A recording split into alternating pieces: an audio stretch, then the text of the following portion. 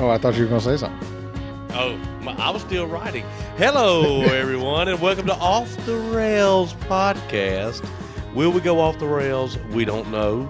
Probably so. We've done it for 2 seasons now. Welcome to season 2, episode number 3. My name is Mitch, and that other guy in the cat scratch hat, he doesn't really work for Cat Scratch, but he is plagiarizing my uniform is... I mean, Travis, I'm trying to collect workman's comp. That's what I'm after. I'm putting on the uniform. I'm putting on the uniform and see if I can collect a little bit of workman's comp out of Cat Scratch. That's next week. That's next week. Oh, man. If I make it there. What's up, brother? Man, I tell you what, listen. Our wives are an integral part of our life. Is that what we're calling them now? Integral parts? Yeah. Okay. Yeah. It's a public forum. Right? And they can listen to this anytime. Yes. But my wife, we went, oh, hey, don't tell me. Moose. We went to a Mexican restaurant a while back called Valencia's. And Trey and I discovered what a quesadilla is. Quesadilla. Okay. And so I told Tammy, you got to try them. So Tammy went and tried them. And she was like, I'm going to learn how to make these. And, buddy, she learned how to make them, man. And I mean. Nail it? Yes. And we don't eat them a lot. It's a lot of work. A lot of work making. Yes. I mean, it's all in the meat preparation. You know, you got to cook the meat like all day. And it's in its own sauces. No, it's beef. It is beef? Okay. Mm-hmm, mm-hmm. It's like a roast. Mm-hmm. So imagine like a super tender roast cooked in its own broth. And then, you know, it's kind of like a juicy, you know, it's not like some dried out meat. It's real juicy. And then you put a bunch of cheese in a corn tortilla. You put the beef in, you put cilantro and a few little diced up onions and you eat it. And I mean, it is heavenly. So I was thinking what we're barbacoa, but that's not barbacoa. It's what's it called again? Quesabirria. Quesabirria. I don't know. Quesabirria, I believe. And they are amazing. So anyway, I'm a little late. Travis was ready, but I was late because Tammy was in a bath, and we've covered it before. That is her alcohol, weed, tobacco, Percocet, all that stuff. Oh, so that's her downtime. That's right. So when she's in the bath, Daddy don't go in there. I don't say anything. So I was sitting there chilling. She got out. She was refreshed. And I was like, hey, by the way, got to do a podcast tonight? So I need you to drive me. So then she just went straight freak out mode. Oh, shoot. Okay, give me just a second. She went and I had some. So. But man, they are so good, dude. Well, what? I am. Go ahead. I'm ready for winter to leave. It's here. It's been here for a week, and it's not going anywhere. Apparently, it is royally screwed up my entire week. And has caused me now to fall twice on ice. Yes. Any of it on video? No video. Well, there could be one from the restaurant tonight, but I didn't stick around to find out. Tonight? Yeah. Oh, yeah. Yeah. You okay, buddy? Is your bum okay? I'm a little tender right here in the shoulder, actually. So I fell at the shop yesterday. Right after I texted you, I was kind of got a little not paying attention and walked around cut the corner around the truck and whoop on my hip and on my elbow I landed. And it didn't hurt my elbow, but man, it jammed my shoulder bad, right? It did. And then tonight, we're at a restaurant and we leave, and I went through the car wash today to try to get some of the salt and all the crap off my truck. Well, and you know how automatic car washes are. They tear your stuff up. And so my front license plate cover, it like bent the corner of it, and I was kind of bent down looking at it, and whoop, there it goes again. Right on. And the only problem with that is my back went across the curb. Man, that hurt. Be in bad shape when you get that. Now wait a minute. How is the shoulder? Which one? Well, this one's okay. That's the bad one. I'm talking about the one you landed on. Oh, it's okay. It's okay. I mean, Okay, it's all got a little right. tinge in it. Like I feel like a little ibuprofen, a little bit more of this, and I'll be fine. Yeah. But Well, when you get down here, man, I got some codeine I can let you get, well, brother, from the I'm gonna surgery. tell you something. They haven't had school all week this week, Really? and it doesn't look like they're going to school Monday either. I'm telling you, it's so we got about 5 inches, depending on where you are. We got about 5 inches. And so I know some of you are laughing. Jason B, shut up. I know that's no real snow from Michigan. The problem here is we don't have the equipment. We don't have the equipment. Yep. But our roads also don't have any shoulders. That's Now, really where we get in trouble. I can tell you guys for a fact Tennessee does not believe in the shoulder. I don't know how We you really try. don't. I'd be a nervous wreck. Well, and then so we had the snow. Snow was fine, and now we've just been in ice mode ever since the first day of snow. I mean, I think today was today the warmest day, pretty much. And I think we hit like what was it, 18? Yeah, it's been like 18 degrees. Yeah, like Mm. it's not, it's nuts. So it's just all froze over, and like we got a little bit of rain, and guess what it did? It Oh, froze. yeah. I mean, we turned down one road yesterday. Kim and I were out and about, and we were doing some things. Like main roads are good. Like main roads have been plowed, they've been salted, they're good. But the back roads, man, we turned down one, and she's like, I don't like this at all. I was Yeah. like, we'll put her in 4 high, and we'll just roll about 30 miles an hour. And she said, where are we going to go if something happens? I said, I'm not planning on anything happening. I'm planning on staying on the road. Like, because again, there's no shoulder, there's ditch and ditch. Like there's no room to spare. No. But boy, it screwed me up on this last install, on getting to the shop. I mean, I worked every day, but limited hours some days, and then I think did I send you the video? I sent you the video trying to get to that client's house, didn't I? It was like Not that I remember. just I the don't think icy you did. road. Oh my gosh. But like I get there, and I mean main roads are fine, but turn up their driveway, and I was like, oh my God, I'm gonna die. It was crazy. And that's the thing is, no, we don't know how to operate on ice and drive on ice. But guess what? Nobody up there up north has to drive on ice. That's the Yeah. whole point. Yeah. Is when it rains and snows, you guys have salt and you have plows and you have all this stuff. Nobody can drive down the interstate on ice. I don't care where you're And from. you have snow, you have your own snow equipment. You have like snow blowers, you have snow shovels. Like, Right. I mean, now I did see a guy yesterday who was snow blowing his driveway. I was like, where the hell did this guy come from? Why does he have a snow blower in Tennessee? And Kim's like, He's from, he must just moved here from Michigan. You yeah. know, I mean, but Yeah. it's crazy. And yeah, and here's the thing, you can't stop on ice. Every Bubba that owns a Jeep's out here running around because they can drive on it. Yeah, you can drive on it, but they can't stop. You Can't know, stop. Yep. Yep. and And it's imagine just, these buses, these high top buses. I mean, it's windy. We've been under a wind advisory this whole time. Like it's just been. It well, just it's hasn't been been cold fun. here, but we haven't had, I mean, we had, I don't know, what's the day? I don't know, maybe Thursday. We might have had a touch of rain, but nothing to make it bad. And that's the only reason we're doing fine. It's been cold. It's been Yeah, 16, low 30s, high 20s. It was high 20s today until almost lunch, I'll put it like and this: I went through the car wash, and you go through, and it's got the blowers that blow it off. As soon as we cleared the blowers, my mirrors were froze over. yeah, I mean, they were instantly ice. I was like, oh, yep. well, all right, let's turn a little defrost on. But it is what it is. We survived. It'll Well, slow you down.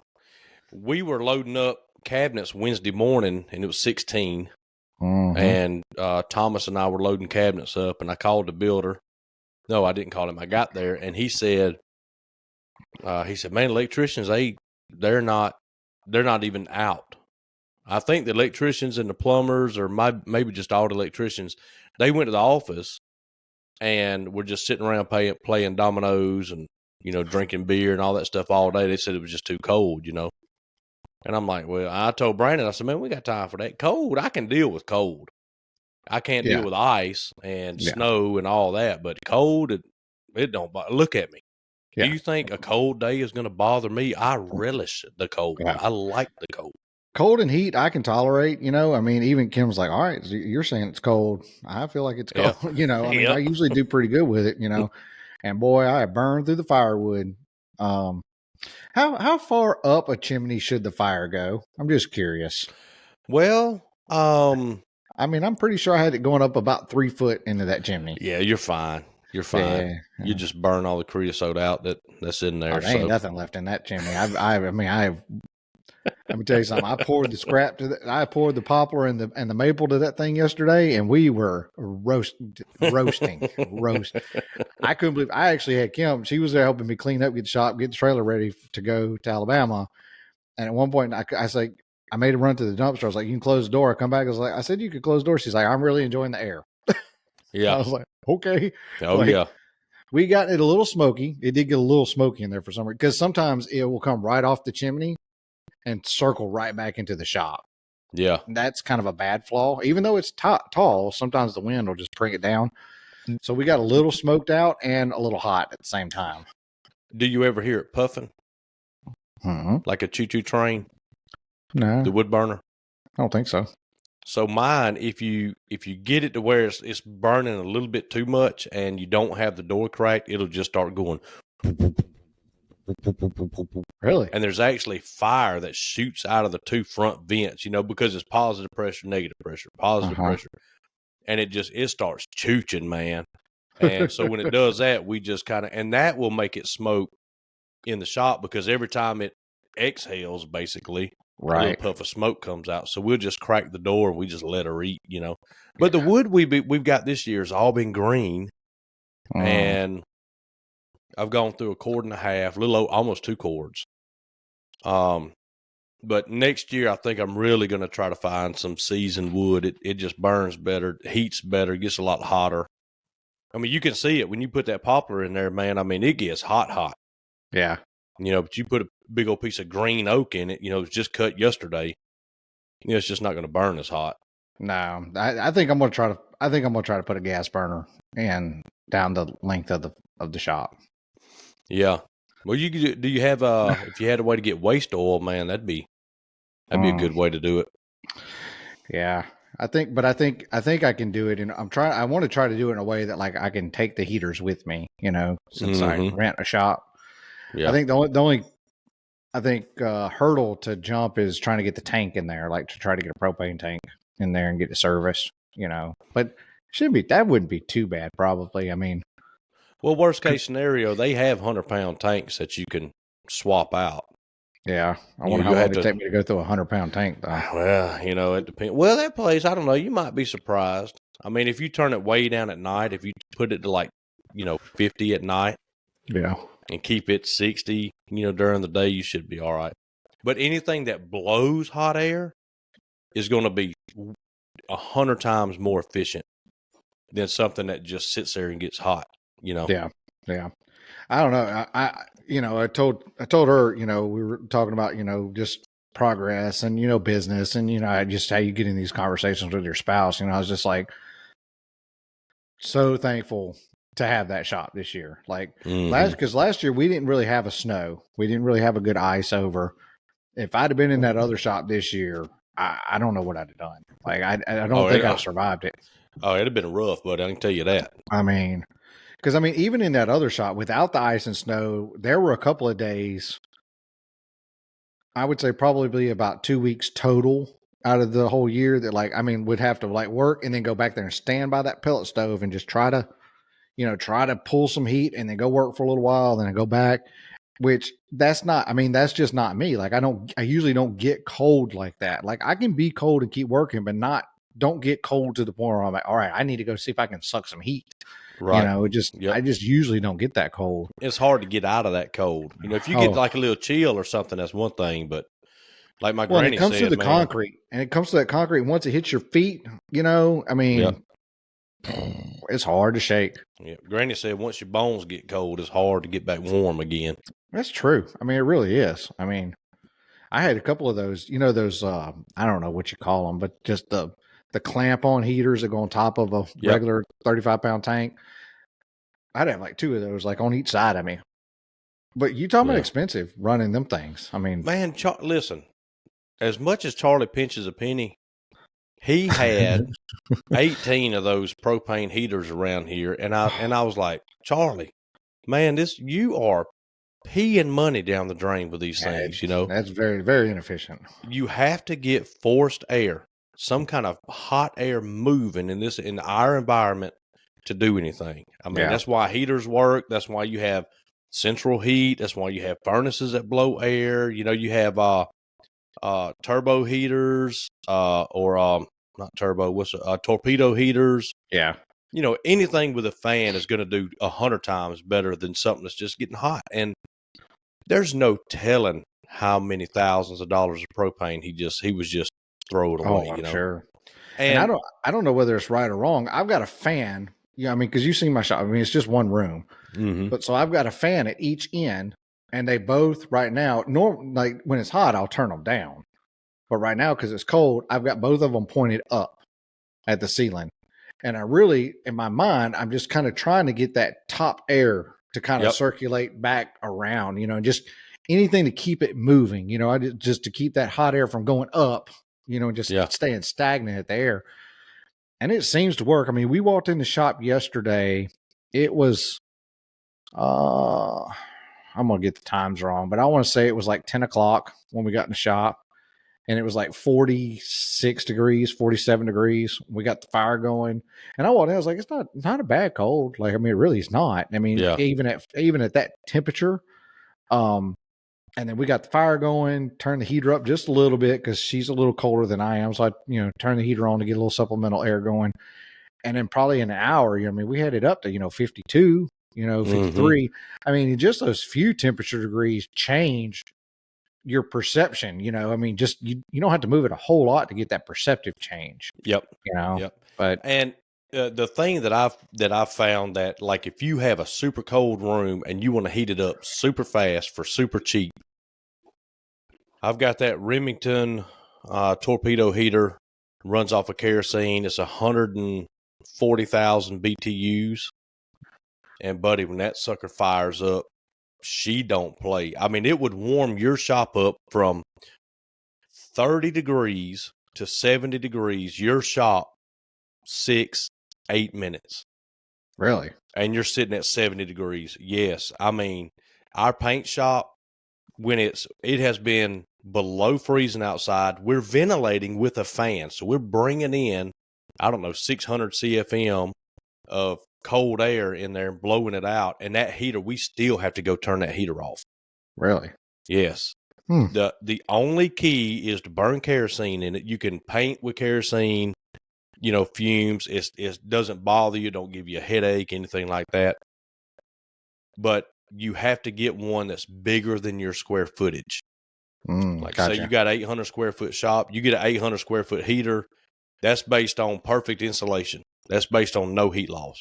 Yeah. If you get a lot bigger one, 140,000 BTU, that sucker's just pumping out so much heat that it warms everything up so fast that you don't burn as much fuel as a smaller unit running all day long. Just running. What's the concern for wood movement for changing the temperature that fast? Is it? No, it doesn't matter how fast you bring the temperature up. The wood is going to warm up at basically a certain rate anyway, and it's going to warm up pretty fast. But it's nothing like if it took you 6 hours to warm it up or 6 minutes to warm it up, the wood's still going to move the same amount, over the temperature swing. The only thing you kind of have to watch is if it's super cold in there and you burn any sort of forced air heat, it can make the cast iron condensate if it's super cold. Yep. So what I did, before I got the wood stove, I would bump it up, 5 degrees at a time. And they have thermostats on them now. You can set the sucker off in the corner, set it to 70, 60 degrees, and just let it go. It's going to handle it. It's going to come on when it needs to come on and go off. And so the whole reason I did wood heat was so I wouldn't have such a drastic dip every night. Right. it would just be a kind of a little dip, 5, 10, 15 degrees, and then I could just ease it back up. So we're not making huge fluctuations. Yeah. But yeah, for supplemental heat, dude, I think they're $350. Ain't bad. And what's your working radius around that though? Like if it's ripping wide open, like how close can you get to it and work? you can stand, like, walking directly in front of it's no problem. But you don't want to be like, I'd say closer than 7, 8 feet. Okay. If you're just standing there like sanding a door or something, you're gonna get like it's gonna make you start sweating, you know. So you need just some room. Yeah, you just turn it out. You just turn it where it's, going some other direction and everything. But you're talking like once you get it warm, the wood stove can probably keep up. Right. So you're talking burning that sucker 15, 20 minutes a day, which is going to equal about, I don't know, $2, $3, $4 in kerosene. And you got your shop up to operating temp. If you need supplemental heat throughout the day, and I mean, we run it in the paint shop. OSHA, plug your ears, please. We run it in the paint shop. Sometimes while I'm spraying, it depends on how much I'm spraying. Yes, I know lacquer's explosive. No, it's not. If you think lacquer is like gasoline, then take a gallon of lacquer, take it outside, and light it. Now it's going to burn for a day and a half, because the only thing that's burning are the small amount of vapors that are coming off of that liquid while it's off gassing. Like, we burn it regularly. We go out there and set a whole can on fire, and it's going to burn all day long. So it burns more like diesel? Yeah, it burns in a way. Yeah, it has to, because it's not as it doesn't vaporize like as fast as gasoline does. Right. It's got a lot slower vapor release, so it doesn't explode. Now, if I'm going to be painting a whole room of cabinets, I set the heater right outside the door and just let it blow the hot air in, right? And I have a fan on so there's no paint, in front of it. And you also have to think, it's all about fuel to air ratio, right? Right. Gasoline just by itself won't burn. You have to have oxygen. But then you have to have the right amount of oxygen mixed with the right amount of gasoline. And there's a lot of gasoline per atom of oxygen to get it to burn. Same thing with lacquer. If you have a little bit of fumes in the air or a little bit of overspray, that is way not near enough to cause an explosion. This dog's killing me. Yeah. You would pretty much have to not be able to see your hand in front of your face. You would have to have that much lacquer in the air vapor for it in to the be room. Right. Yeah. So we run it all the time. It's not a big deal. Yeah, and like I said, if it's going to be a lot of paint, I'll turn it off, paint a coat, evacuate the air, turn it back on. It's really not a big deal. But it's a challenge, and we see it all the time. We see a lot of the cabinet guys asking, ways to supplement their heat. How cold can it be to do this? I mean, what's the minimum temperature? It's a lot of paint questions. How cold can it be to paint? And winter's tough. I mean, it really is. I would say in a lot of ways, it's just as tough as like peak humidity season, in the summer. I mean, it's the same problem, just in reverse, really. I mean, but like in here, I've got 30 gallons of paint on the other side of this desk. It's all stacked up in the room. I keep the heater on in here at about 50 degrees, 60 degrees really, because mine reads like 10 degrees lower than what it actually is. And I just keep the paint in here. The other rule is we do not leave any sort of paint stain, anything on the floor, on the concrete. Everything that's in the paint shop is on a shelf or on a pallet. It's not directly on the concrete. So, there's ways to battle it. But yeah, 60 degrees is your cutoff. If it's less than 60 degrees, you have no business trying to paint. And that's paint temperature, incoming air temperature, wood temperature, room. I mean, everything's got to be 60 degrees. Yeah, you're just wasting your time if it's colder than that. Yeah, it's not going to flash off right. You could have solvent pop. You could have, orange peel. Mainly is what it is. It's too thick. So yeah. But yeah, you can't get the paint to I'm gonna mess that word up. Atomize. That's right. Bingo. You got it. Atomize. Yeah. Because it's, higher viscosity. Should you thin it? No. I mean, if you sit there and thin it just because it's cool in there, you're not to get too technical, but paint is made up of a liquid and a solid. Yeah. And your solids content is basically all you're left with after your paint dries. So if you thin it, you're basically reducing your solids content from 40% to 20%. And now your coats aren't going to be as thick. You're not going to have the protection. So we don't thin here. If we thin, we use butyl acetate and we thin as little as we can. A lot of shops just, boom, they dump 20% thinner in it. Oh, it sprays easier. Well, that's fine, but you're not putting a good enough coat on that stuff, at the end of the day. So are you getting less wet meals when you do that? No, you'll get the same wet meals, but you'll get less dry meals. So once it's, you're still spraying like 5 meals, but then once it's dry, instead of having 1 meal, you'll have, 0.7 meals. Gotcha. And it's just, you have to keep your solids content up. So the best thing to Basically, do paint's got the liquid. The liquid is basically the part that's not paint is basically the delivery vehicle for the solid, right? That's I it. mean, that's what moves the solid through the hose and out the gun is the liquid part that off gases, right? That's right. Essentially. Yep. I mean, I'm probably putting this way simpler than it needs to be put, but just kind of. That's good, but that's perfect. Yeah. The liquid is just the vehicle that takes the colorant through the hose out the end of the gun and lays it down in a nice even pattern on the door. So once all that stuff dries, you're only left with your solids. Yeah. And so it's like mom and dad taking the kids to school. Kids stay at school, mom and dad drives off. That's it. They're just the delivery vehicle. Yep. So the more liquid you put in, you're still spraying the same amount, but it has less solids in it. So your coats are going to be, not as thick. They're not going to cover as well. I mean, you could really have some bad things happen with that. But always check your paint solids. A lot of your cheaper paints like latex typically runs, I think, 12-16% solids.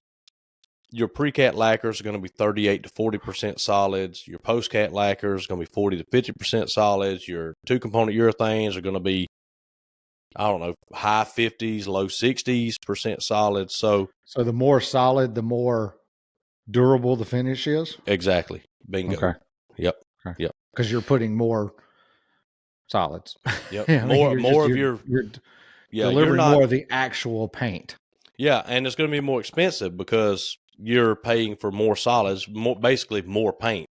You can have a lot more paint in a gallon bucket of post-cat conversion varnish than you could have paint in a gallon of latex. Gotcha. Latex is, what is that, 75%, 80% liquid. Yeah. There's not a lot of solids in there. So interesting. Because a wall doesn't need, I mean, that's typically what you paint latex on. It's like walls and stuff like that. Yeah. So, I mean, it doesn't and need. You can slap, 15 coats of latex on something and it doesn't matter. In the lacquer world, they pretty much recommend 5 mils in your pre-cat and your post-cat lacquer. Don't go over 5 mils of thickness. And that's I think millimeters. No. What is it? What's mils then? Mils. As soon as I said it, I was like, "Whoa, that's 5 mils, 5 millimeters of paint. Be a lot." That's way thick. No, a mil is thousandths of an inch. Thousandths of it. Okay. Yeah. So think about that. You do 5 dry mils on a painted door, you got 5/1000ths of an inch of paint on it. And because if you get lacquer too thick, it can crack and it can do what's called pickling, which actually in the late 90s was a painting technique. Like everybody loved to have pickled doors. So those of you who want to know what pickled doors are, you can go online and look at pickled cabinet doors. And it's all it is just they found a way to make it crack on purpose. And people like it. I remember doing that. I remember. I think my mom did some of that kind of stuff on some projects in the house or something, wall or something, Now your 2K, your 2-component urethanes, they can be put on 8, 9, 10 mils and be fine. We used to run testing here, and I had a piece of plywood that every coat of paint I sprayed, I just walk over to it and just shoot a coat down. And I don't know what I wound up with, but it never cracked, never paint. I mean, it was thick. So, how do you measure a mil? So wet mills, You can go to your local paint store and they'll give you a wet mill gauge, just the size of a business card, and it has a series of notches cut. Each one is a thousandth of an inch, higher. And as soon as you spray that paint, you wait about 2 seconds and you just touch it and pick it up. And when you look in the paint, you'll see dots of all those teeth that touch the paint. And if you count, 1 dot, 2 dot, 3 dot, 4 dot, barely see a 5 dot, that means you're at 5 wet mills. Huh. Now, dry mills, you better spend some money. Not really a great, easy way. It's thousands of dollars to get a piece of equipment that can measure dry mills. It's a whole different. I don't even know. How is it basically like a caliper essentially? You just measuring the item before and then after? No, just an electronic doodaddy that you just stick on the paint and hit a button, and somehow or another it reads through, and it can tell when you swap from paint to wood or something like that, and it can tell you how many mills it is. Huh. We had a bunch of them at Hyundai because they had to go. They had to do they had to check 50 cars a day, and they checked the paint thickness on it. And they had certain spots they had to check, and it couldn't be below or above so many mills. Gotcha. Well, how many mills is a paint job on a car typically? I don't know. I can't remember. It was probably 3 to 5, I would imagine. I was gonna say, are we talking like 3, 5 on a that dry mills? You talking about dry mills? Yeah, dry mills. Yep. So that's what 2 more mills than a cabinet. Well, cabinets are typically 3 to 5 with a lacquer. 3 to 5 dry. So it's probably about the same. Yeah. Okay. Yeah. And think about that. So if you think about, okay, I want to spray 5 wet mills per coat. That's generally what they recommend. Okay, so that means if you do 3 coats, right, and you're looking for 5 mills, you can be at 1.2 mills, dry mills a coat. Right. That's a lot of off-gassing. It really is. So how do you figure that out? Well, okay, let's say you're spraying with a paint that has 50% solids. You spray 5 wet mills, you're going to be left with 2.5 dry mills. You see what I'm saying? So if you're spraying a paint that has 30% solids, you spray 5 mills, you're left with 30% of 5 as your dry mill. So we use calculations to figure it out. You do need math later in life. Yeah. You don't need some of the math, but you do need math later. No algebra. No, learn fractions and percentages. Fractions, dear God, learn fractions. I mean, geez. Sometimes I just want to beat my head on the wall because I'm like quarter and 3/16, quarter, 3/16, quarter, and 3/16. What is it? Yeah. Never mind. Here's my phone. So I can do fractions. I can do any tape measure fraction in my head, half of 9/16 or whatever that is. And I usually go for it. The only time that I will absolutely break my phone out, believe it or not, is setting up the true position jig. Really? Yeah. Like say you got 11 1/8 tall door. Well, half of it's 5 9/16, and I know that. But let's say you have 9 1/8, and I don't trust myself not to have a brain fart, right, and set that sucker up wrong and drill 50 drawer fronts and they're wrong. So I do second check my math on. Do you have an app you use? Oh yeah, Fraction Calculator Plus, baby. That is the app. Let me see what I got. Let me see if that's what. Yep, fraction. Does it look like that? Yep. And just go ahead and buy it. I'm just saying. Go ahead and buy it. Go ahead and buy it. The ads got worse. For a long time, I just dealt with the ads. Best $12 you'll spend. It's like $12. Just buy it. You get down to a 1/16 of an inch. I mean, you can check your precision on it. Like, I know you can't see this if you're just listening, but you got all kinds of like setups you can do if you want it to round up, down, nearest. If you want to set it on 1/16 of an inch, 32nd of an inch for precision, like what do you run, 16th or 32nd? I didn't even know that was an option. I punch you in 64 sometimes. See right there beside the total, see where it says like a 16th? It will let you when you touch. See right there, that yellow. When I touch that, it'll open up a whole nother window. Huh. I don't know. Mine might be in settings. I don't know. I've never seen something to set up accuracy. Huh. But anyway, you can it keeps your history in there, and Yeah. it also, what I love about it is it gives you a decimal point up in the Mm-hmm. corner.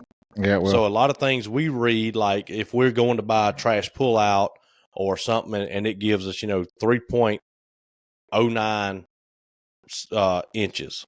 yeah. Well, we could just type in whatever fraction we want, and I just keep playing with the fraction until I get something that's close to 3.09, and Yeah. say, oh, that's 3 and 3/32. Yeah, sometimes I'll get a fraction. I'm like, what in the heck is that? And then I can look at the decimal point and go, oh, that's, 0.14. I'm like, okay, I got you. Yeah. Like it's, and we're a little under a quarter, like you can kind of start using it. But yeah, I mean, it's great to know the math in your head, but sometimes it's cheaper to confirm it than it is to Yeah. just assume Yep.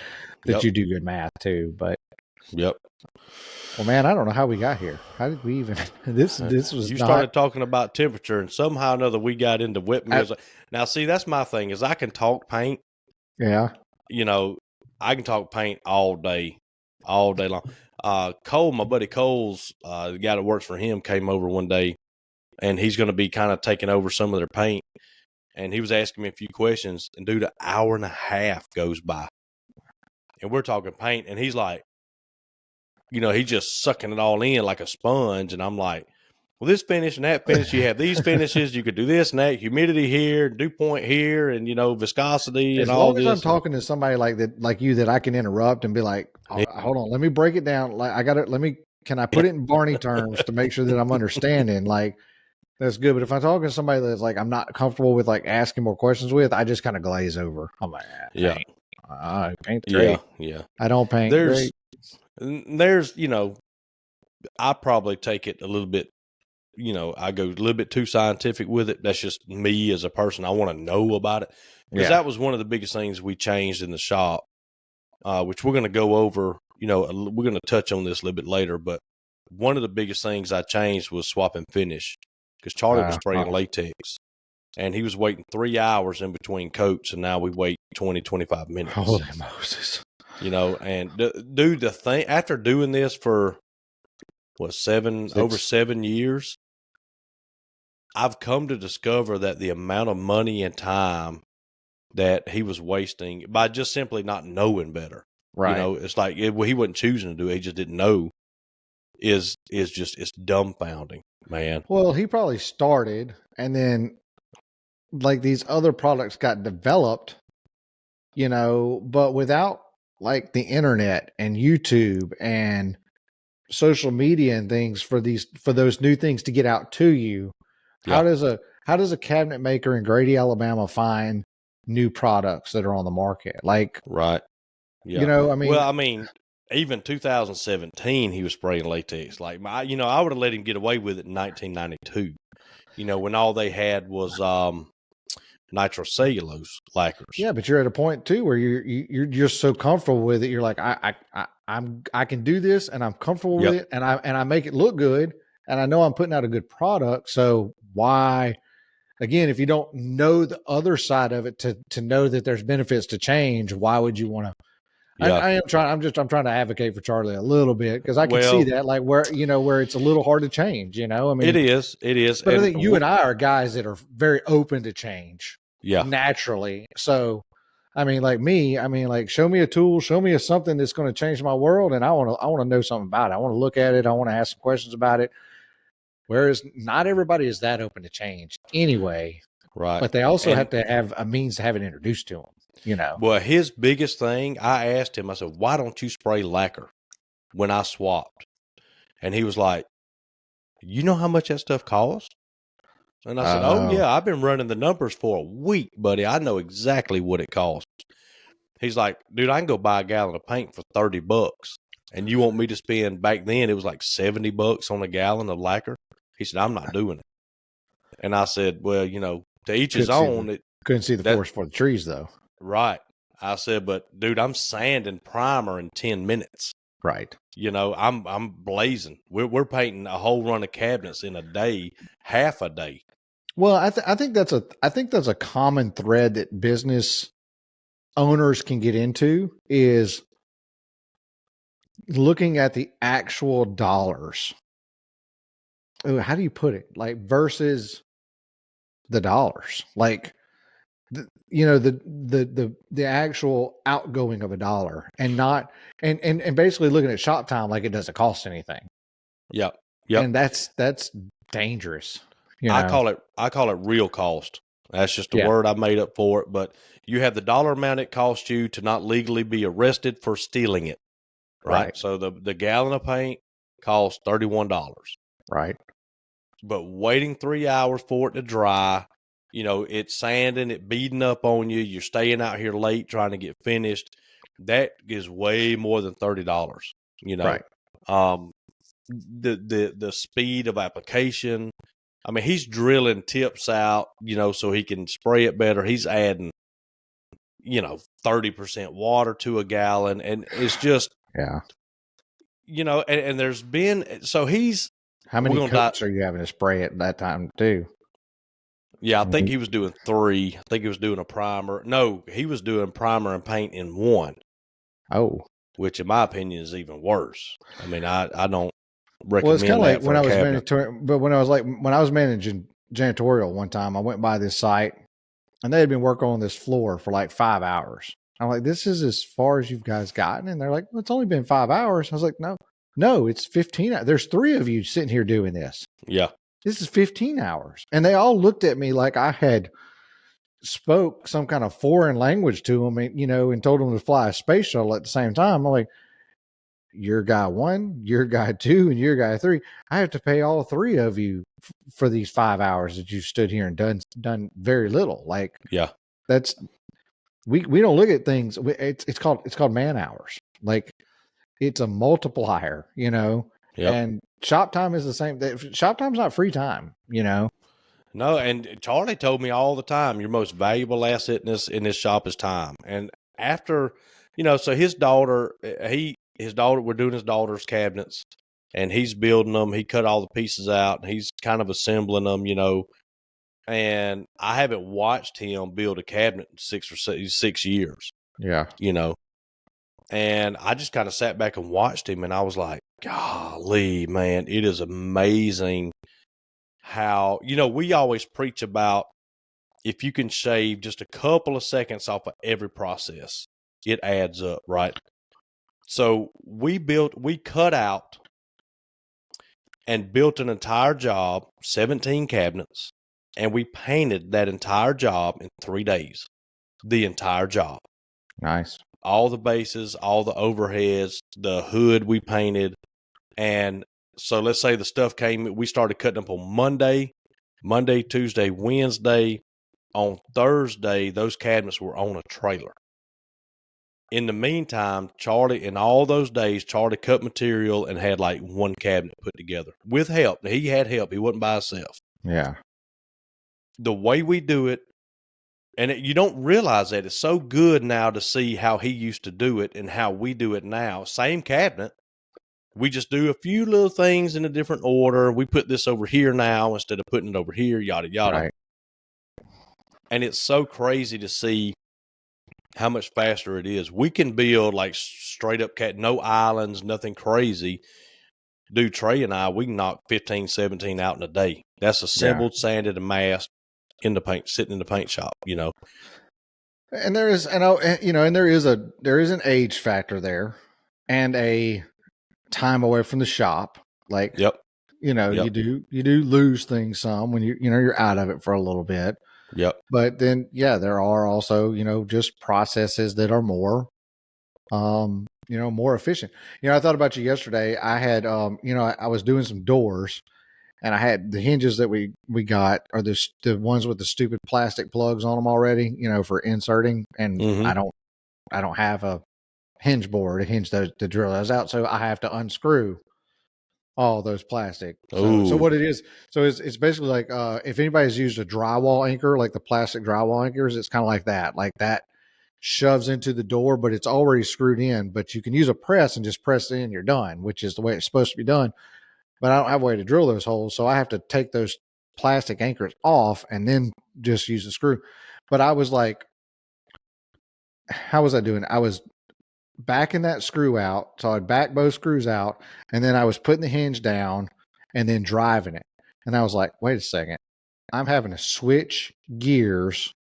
It like hit me. I was like, I'm having to switch from forward to reverse 15 times, right? I was like, not only am I I'm putting wear and tear on my switch, I'm switching it back and forth more than I need to. I was like, but the time that it takes to flip it and to change the order. I was like, I got 3 hinges per door. All right, undo all the hinges. Mm-hmm. Now put it in forward, and now drive all my hinges. Like, does it make that much of a difference? I feel like over the span of all the doors that I did, and when I thought about like the switch, and I'm not working the switch as many times, so I'm not doing as much wear and Oh yeah, tear on that yeah. part. I was like, man, I don't know that before the podcast, I don't know that I would have like looked at it at such a microscopic level of the steps that I'm taking to do this task. Mm-hmm. Yep. And yeah, that day, that's not saving me that much, right? Time wise. Now I do believe it's saving me some wear and tear on the driver, but in time, I don't know that it's saving. But if I change that process from now moving forward, how much time will I save? Well, how much time will I save when I get a daggum hinge board? I don't have to do this Oh, anymore. dude. Yeah. I mean, but that's a whole nother conversation. But if I keep doing it this way, and I have those hinges, so it's just that constant evolution of how do Yeah. we save time? How do we be a little bit more efficient? And it's It's a constant. compounding. It's 1 second per screw, right? Yeah. But then you have so many screws. And then if you do the next thing, if you take something that you learn from that and apply it to the next thing, it could save you 10 or 15 seconds a door here going down the road. I mean, dude, I'll tell you how anal I am about it. When I put hardware on, right, I do all my drawers first, and then I set it up to do the doors, the jig that we use. Yeah. And I'm like, okay, so I can stand here and I can drill the 6-inch tall slab fronts. And then I can take my, in this one vanity, and I can adjust my jig to do the taller drawers, tighten it back up, set it on there. And now I'm doing my taller drawers. Go to the next room, do your taller drawers. Then set it, boom, set it again, and do your shorter drawers. And so what I discovered was you're adjusting it way more than you should. Yep. You're introducing ways to fail. You're introducing ways that you could set it up wrong, not tighten a screw up, get ahead of yourself, So now what I Opportunities do, for error. that's right, opportunities for error. That is a huge part of manufacturing, of assembly, of doing just the same processes over. You have to take that possibility of error out.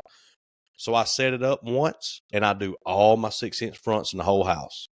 Yeah. And then I set it for my tall fronts, and I do all those. And I set it for this one weird drawer for a knee space or whatever, And then I set it up and I do all my doors. And to me, that's not only faster, but it reduces the possibility to cost me a mistake. That's going to be another trip to the shop, Yep. Bondo, wood, make a new front, stain it, seal it, put clear on it, take it all. It's a huge deal to misdrill a door. It is. And be a guy who doesn't have all the ways to fix it. Right. And you show up at the paint guy's house like, please, sir, can you help me? I have screwed up again. Yeah. Yeah. Yeah. And it's like, I mean, and you feel, I mean, and now I'm asking him to do me a favor, Right. and he's Yep. having to do all those steps for me. And I'm like, I've prepped it. I think it's ready. Like, I'll spread, like, I mean, is there anything I can do? I mean, do you need me to pay you? Like, I mean, I always offer to pay, and he's always like, no, Yeah. but did you guys do like Kaizen at Hyundai, like Kaizen manufacturing process, or like Lean 6 or We did lean and Lean 22 or whatever it's called? yeah, we did lean manufacturing. We did, and that was more of an admin thing, really. Keep in mind, if you're on the line, you have no say. Right. Somebody just shows up, and when we started, they were like super particular about it. So we had what's called a Swiss, a standard work instruction sheet, Mm.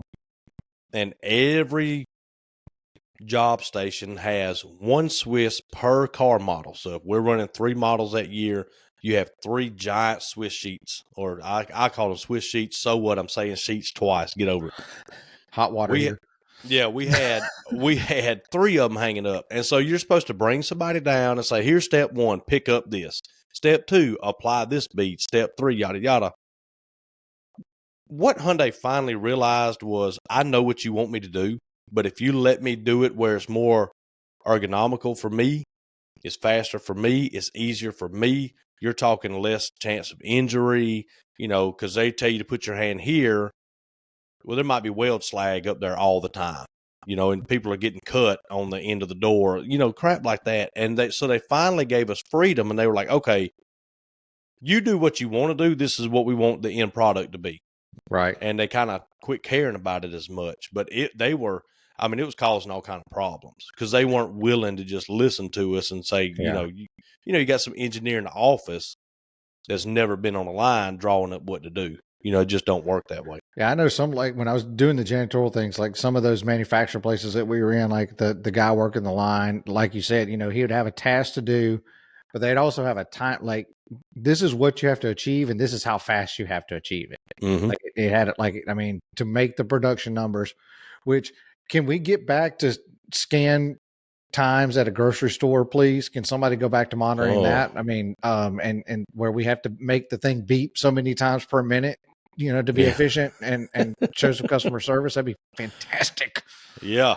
I don't know how Winn-Dixie went out of business because I mean they made us do that. Oh man, we were I mean beep that beep thing beep had to beep doot, beep beep. doot, doot, doot. I mean, or you got talked to at the end of your shift because your scan rate was too low.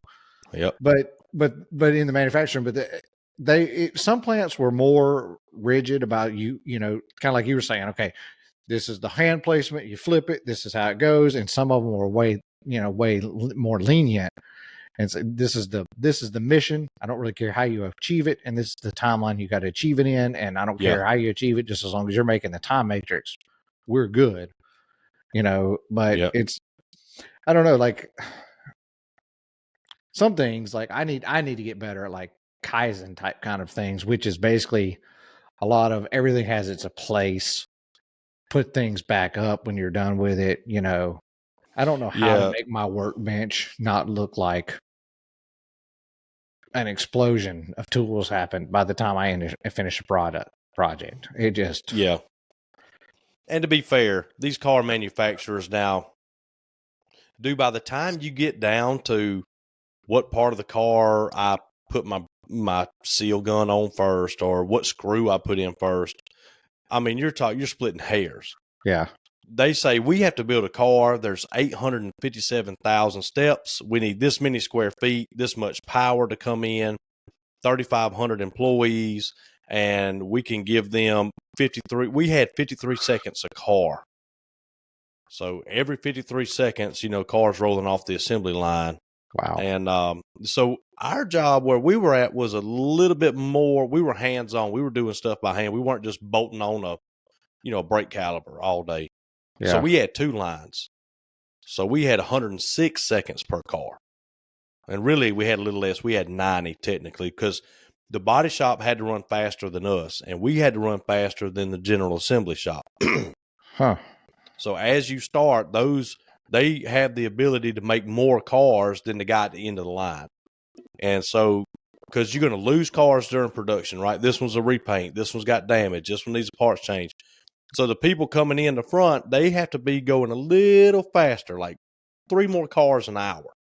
Wow. And to think of the engineering that goes into a plant like that, man, then you got, I mean, it's amazing what they can do. So, I'm not being hard on them. They're doing what they're supposed to do. But finally, like I said, they were like, yeah, we don't really care. Just do it. Don't let it leak water. That's your job. Hey, apparently you didn't work for Jeep because I ain't figured that out yet. No. $100,000 Jeeps and they still leak. Oh, man. Well, let's go ahead. I was just going to say, but I was just going to wrap it up. There's a lot that goes in. Don't look at somebody making cash, and they may do it. They may, do what they're doing different than you, but just understand that there's always room for improvement, man. And look at that job that you think you could take a couple extra seconds on. You'd be surprised how much it can really make a difference. Yeah. Well, I want to keep that note right there. Doing things different. Remember that. we're going to take a quick little break. I want to hit that as we come back. I think that's a really good kind of segue to kind of where we can go next. But hang out just a second. We're going to take a little break, and we'll be right back. Stand by.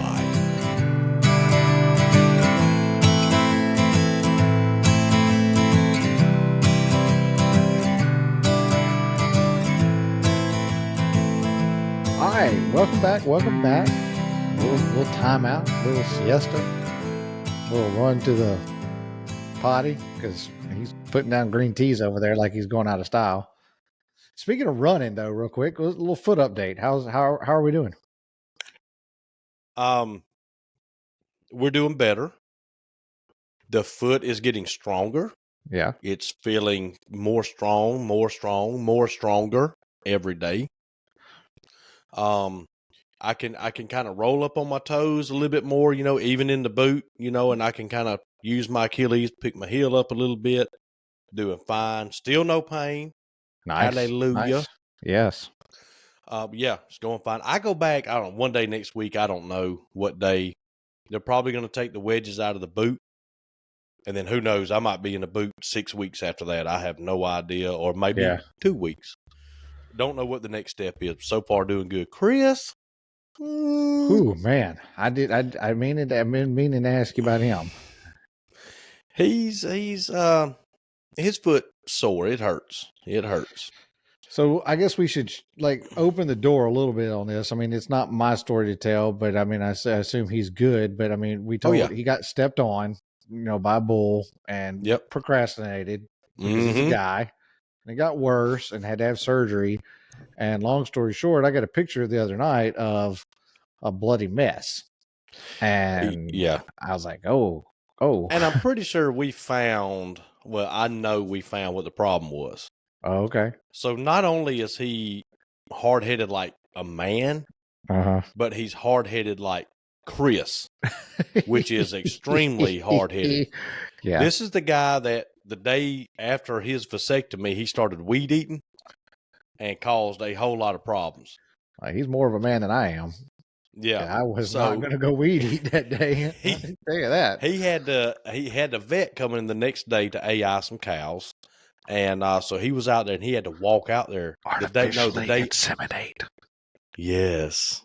But it's still a real insemination. It's just not like a natural insemination. Not artificial intelligence, his cows.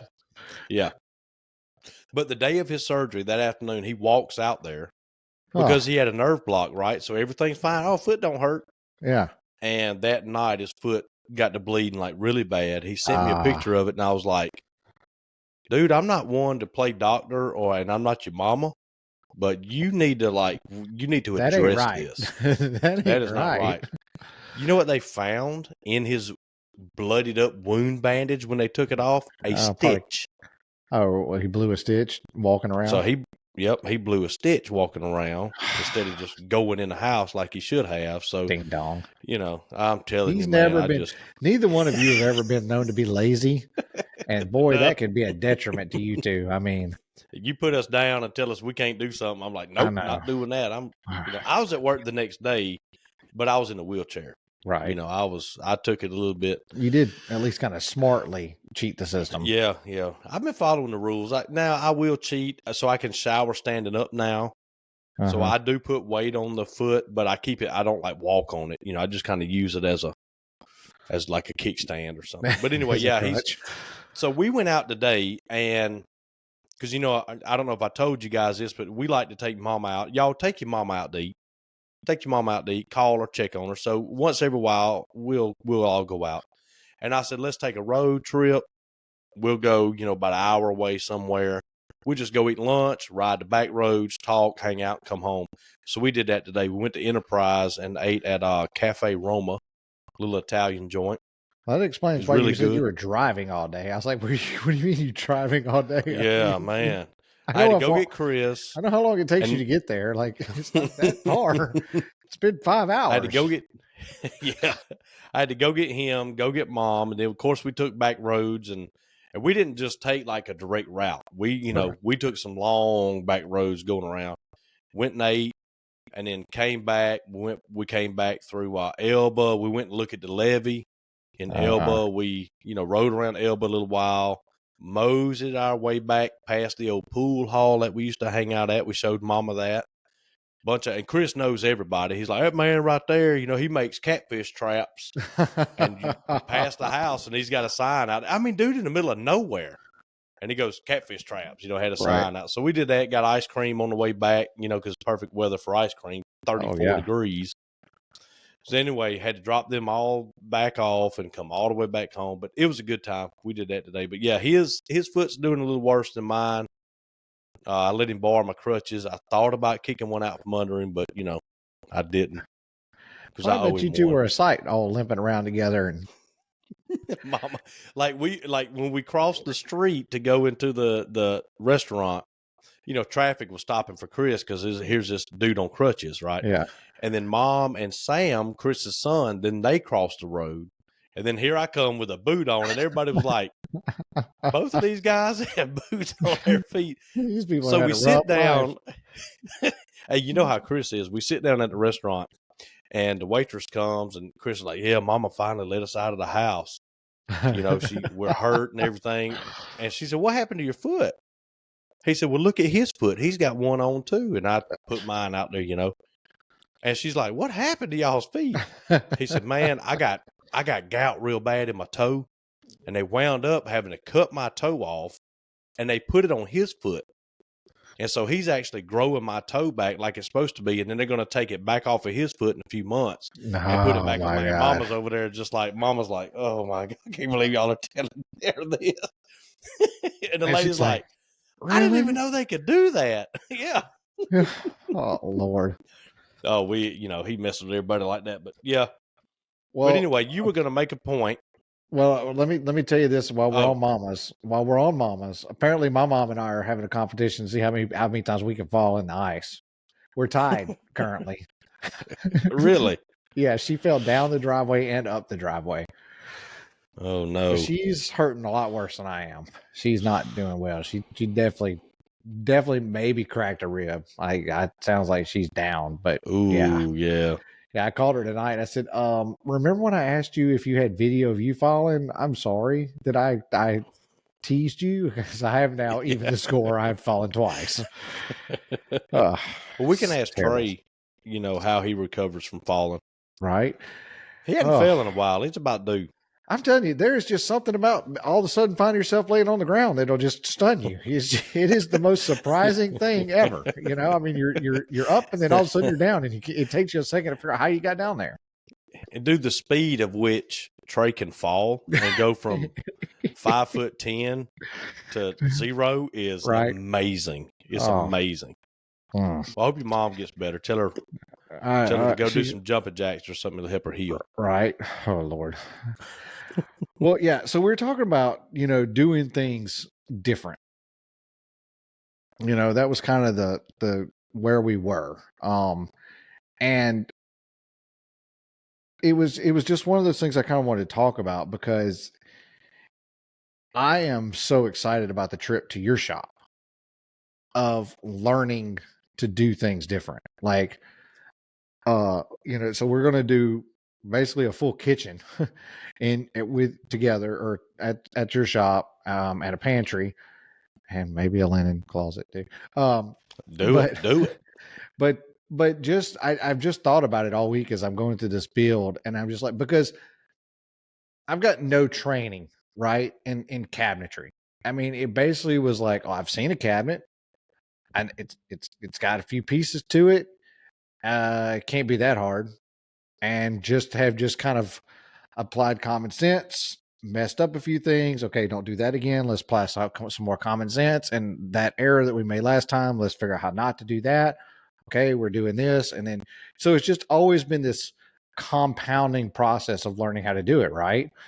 And it's just like, yeah. But with no formal training, and I know you don't necessarily have formal training, but you did mentor, you had Charlie to mentor, and kind of get a lot of things. And then you were able to take that mentorship and kind of develop it into your way, and even in your way, you've changed things over time. So yep. I'm just super stoked, like to go through this process and see things that are just done a little differently, and how fast. Because I mean, I think about you. I mean, when you guys tell me that you can put together 17 boxes in a day and have them painted and masked and ready to go, I'm like, I'm really and truly in my mind, I'm like, how the hell do you do that? Like, Yeah. like, Yep. and it's okay. Well, what is the setup? Like, I'm just stoked about it all the way around. Like, is it the setup? Is it the layout? Is it just the process is so natural? Because sometimes it feels like I think you told me one day, like Trey, I think it was the first time he had processed plywood. I think you say he processed like 30 sheets in a day, you Mm-hmm. know? And I was like, man, some days I feel like I'm struggling to get like 10 sheets processed in the entire day by myself. It's just, Yeah. so I'm just I'm just very excited for this opportunity for so many reasons. I mean, just also, I mean, anytime we get to be together, it's always a blast. I mean, we just always Oh have yeah. a ton of fun. Um, I don't know how much Trey's going to enjoy us both being together. Um, but I mean, He can carry his own weight. I oh, promise you that. He'll be well, he'll be all I right. believe it. I believe he'll be fine. Tommy might not survive, Yeah. Yeah. but no, I mean, but because I just think about it, because like my partner, he's starting like this. He's kind of starting like this business mentorship and personal life coaching thing that he's wanting to kind of do is like kind of his podcast time, right? Like his steam blow off and what he feels called to do. And I'm like, man, I mean, but we don't have the opportunity to work together. Like just neither one of us. We're just so divided and we're so busy. And Yeah. it's hard. That's a really hard thing to do. Is to be able to set aside time to go. But I just think a lot of times people are too unwilling to learn a new process or to be open Oh to. yeah. You know, Yep. I mean, like you're in half-inch cabinet boxes, and I've drawn everything in 3/4, and I think I'm gonna keep in 3/4 just mostly because I don't want to redraw it. We'll see. We can talk about it.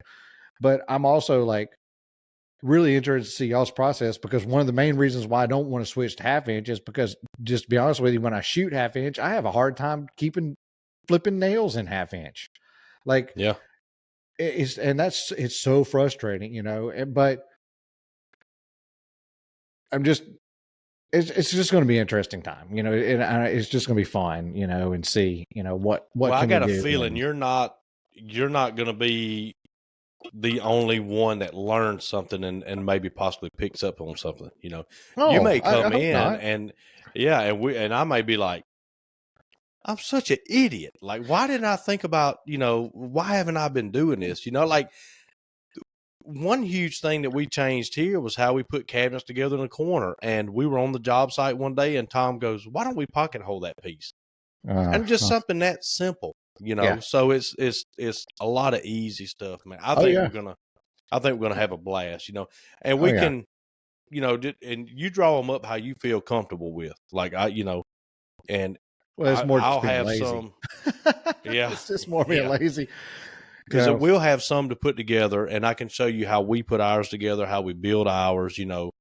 and there's two of us, and we've got it now where I know exactly what I can do per cabinet, and then what I need to hand off to Trey to keep him from waiting on me. Because last thing you want is for your sander to be done in 10 minutes and you're taking 20 minutes. Yeah. You need to get rid of 5 minutes of work and give to him. So there's a Right. lot of that. You add another person, dude, and I've always said you could over double your production by adding one person. Yeah. Yeah. Because there's certain Yeah. things two people can do faster. Yeah. So But yeah, I think I'm very excited. I think I'm just open, and yeah, I hope, because I feel like I'm always asking you questions. I don't feel like you ever ask me questions, so to speak. And I mean, and that's natural. I mean, you yeah, got way more.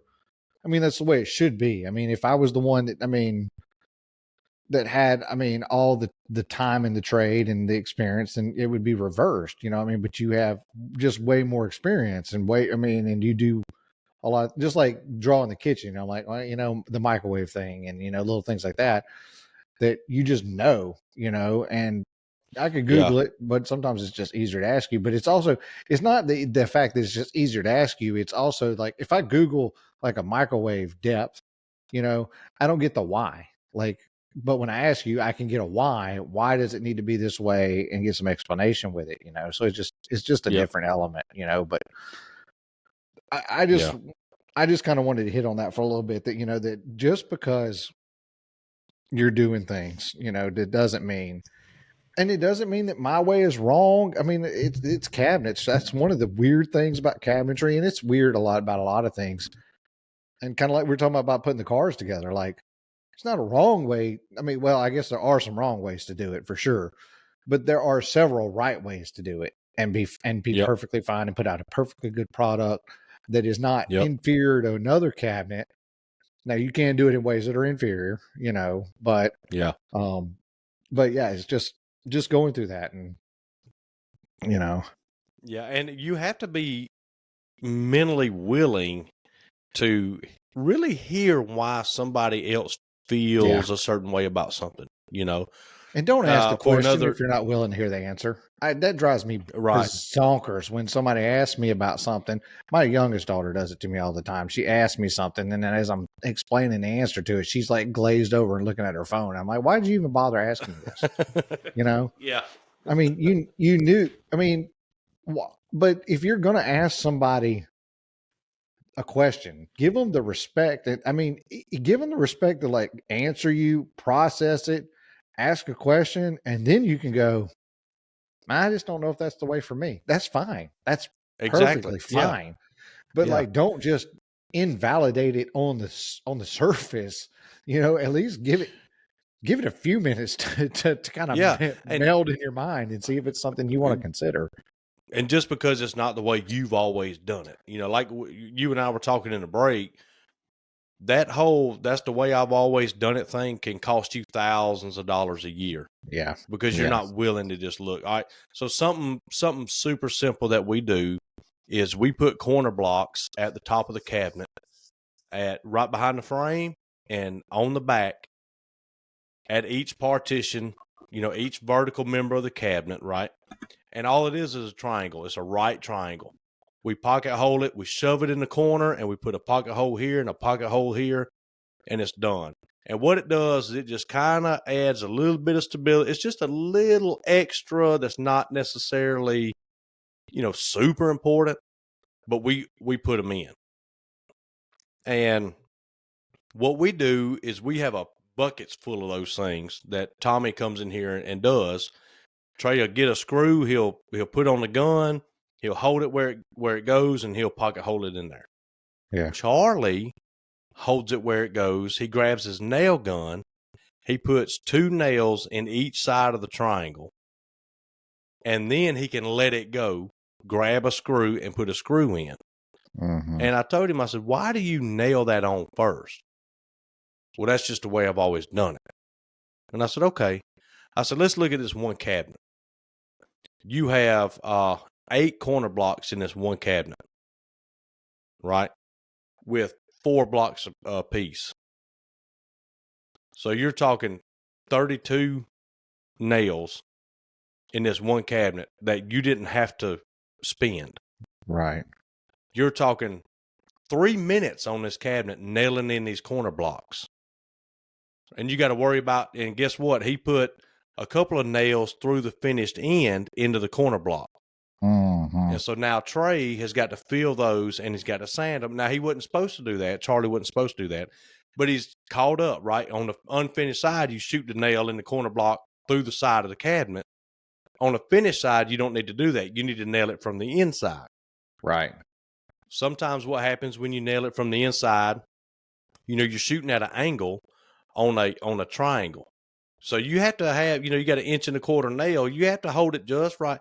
Boom, you can shoot one out the side. Now, guess what? Now you're punching it in, you're bondoing it, you're filling it, you're fixing it. Yeah. All he's getting out of this is it holds it while he puts the forever screw in. It's the only reason he's nailing it. Yeah. And I said, Charlie, you got 32 nails going in this one cabinet and 3 or 4 minutes worth of nailing that we're saving a cabinet, And it was just, I just always done it. And I'm like, well, we're not going to do that, Yeah. And so it's stuff like that you can hold on to, man. It's like, and I don't know why. Some people are just built different. Some people don't let that stuff go very easily. You know, some people, and I'm sure they're. I love Charlie, right? Me Well, and Charlie change of are. a workflow is not an easy process. It's not. It's not. It's not. I'll give it that. But And looking at it from his perspective, he ran this shop. He built this shop. He ran this shop 30 years. Absolutely, hats off. He done. He did these cabinets with a quarterly magazine that might have a cabinet article in it, yeah, right? He made up this process. He didn't have Facebook, Google, any cabinet groups. He didn't have any of that. And I don't want to take any of that away from him, right. right? But here comes this quote unquote young buck back in 2017 coming in from a manufacturing background. So I'm coming in with the mindset of how fast can we do this and not lose any sort of quality, not Right. lose any cabinet integrity, not lose anything. But what can we do to make it a little faster? And I think a lot of it is hard to let go after doing it 30 years and saying, you know what, this stuff that you're doing makes more sense and we should do it that way. You But know, some of it sounds like ego to me. Like I don't, and I yeah, don't think that's that I don't think that Charlie. And I've never met Charlie, so I'm completely guessing that he doesn't seem like a super egotistical person. He doesn't sound like that, but that still doesn't mean that he doesn't have an ego. And what I right. mean is that kind of like what you said, I successfully ran this cabinet business for 30 years doing it this way. So how could it be that wrong? Bingo. That's the best. That is the best way I mean, to describe it. so if it's like, You how could nailed it. it be that wrong if I made it for 30 years doing it this way? Mm-hmm. So I'm going to keep doing it this way because Yep. Yep. That's I exactly made it what it 30 is, dude. years, you It's a know? generational thing. It's, he's military background. He was a load master for the C-130 is what his Mhm. job in the Air Force was. He you know, he's got his way of doing it. Yeah. And he's hard headed like all men are, and we all think the way that we do it is best. But you need to be able to just accept the fact that somebody else does it better and they have a valid reason to do it. You don't have to agree with it. You don't have to do it this way, but just kind of accepting the fact can do a lot of good. Like I would never. Charlie says, "I'll build them how you want me to build them. If you don't want me to nail them, I won't nail them." I said, "If you feel better nailing them, nail them." Because at the end of the day, you're going to cost me 30 cents in nails. It's not Right, a right, money right, right. thing. You know, so basically, I want him to work at his comfort level. Yeah. I want him to allow me to work at my comfort level. I don't want him coming in telling me my way is wrong. So I'm not going to tell him his way is wrong. And that's just a relationship. Now he has gotten to the point where, he's kind of thinking, well, Mitch has been doing this 7 years and he runs a pretty tight ship around here. His quality's Yeah. every bit as good as mine is. His customer relations are as good. You know what I'm saying? Yeah. Like I'm not failing. You know what I mean? Well, So it he's kind of reminds accepting it. me. So the other day, Derek and I were doing an install, and he was looking at my drawer glides, and I was like, yeah, I've kind of changed the way I do like the measuring and the mapping out for the back support for the drawer guide. And he said, well, why don't you make sure that your face has a 3/4 overlay, and then you can just put a strip on the inside. He's like, and you can eliminate that back. Basically make them, a flush runner, and you can eliminate having to, map out that back. So what it is, so for the non cabinet guy people, so that on the back of the drawer guide, there's like an L-shaped bracket that attaches. Well, it has to be slightly offset. It goes 3/8 of an inch to the left of where it would line up. So you kind of got to do this mapping and line it up. And basically what he's saying is if I put a 3/4 inch strip in there, I could just forego the bracket and glue and screw right to the side. Right. Mm-hmm. And so I was like, oh, yeah, I see what you're saying. But then my question was, well, how do I make sure that I've got my outside scribes as I need them and am able to maintain the 3/4? You know, Yep. Yep. so it wasn't, and so so it ensued this conversation, right? And I won't go like through the whole conversation because it's not going to make good listening for everybody.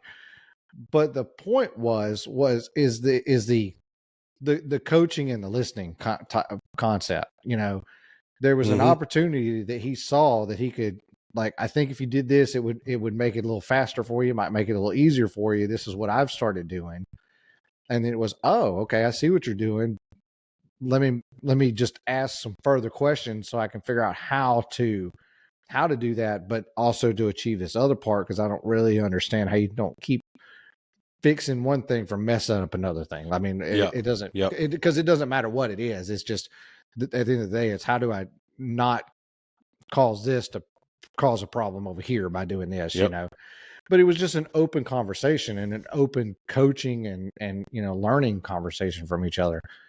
And we've always had that relationship. It's just always been a pretty symbiotic relationship. He'll be like, "Why do you do this?" And I explain it. He'll look at it and go, "I never thought about that."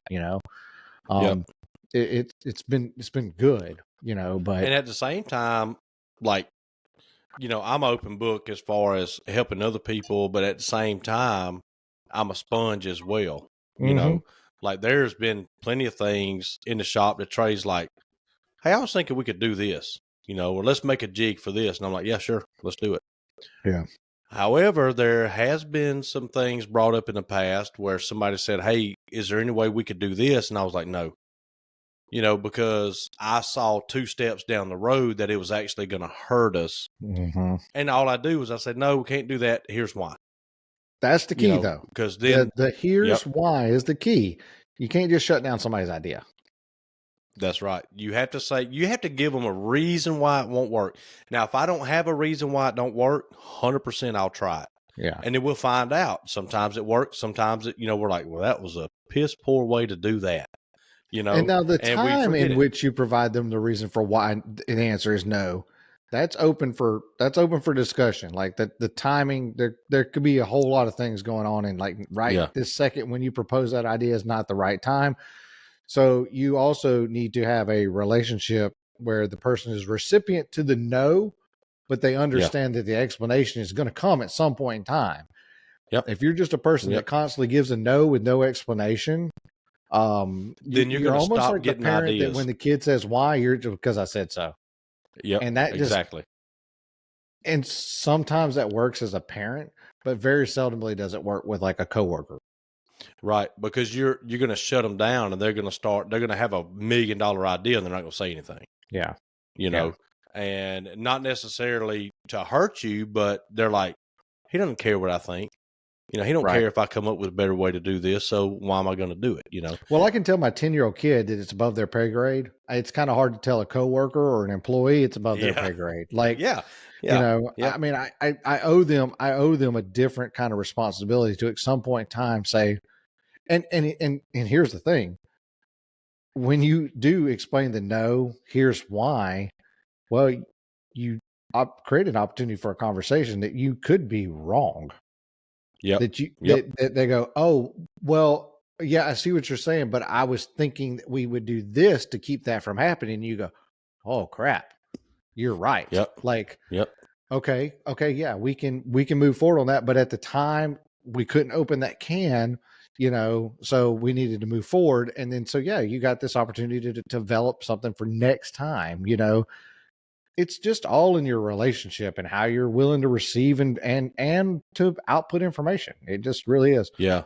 It's a lot like a marriage. Like, and trust me, I am not the marriage counselor. She'll probably come running down here screaming that I'm correct, but it is. It's a lot. I mean, running a business with a coworker / employee, it's a lot like a marriage where people say you got to put deposits in the bank so you can make withdrawals. Like you got to do good deeds so that you can screw up. I mean, it's kind of that. It's that give and take relationship. Otherwise, you just can't always be the guy in charge. Like, right.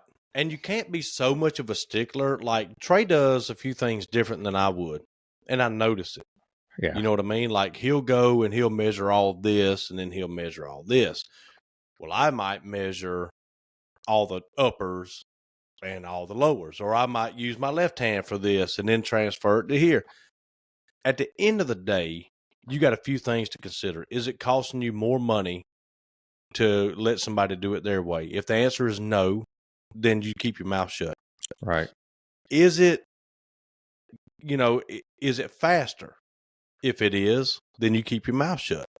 But the big thing is, let's say it takes him an extra 10 minutes to do a 2-hour job, right? I can do it 2 hours. It takes him 2.5 hours, let's say.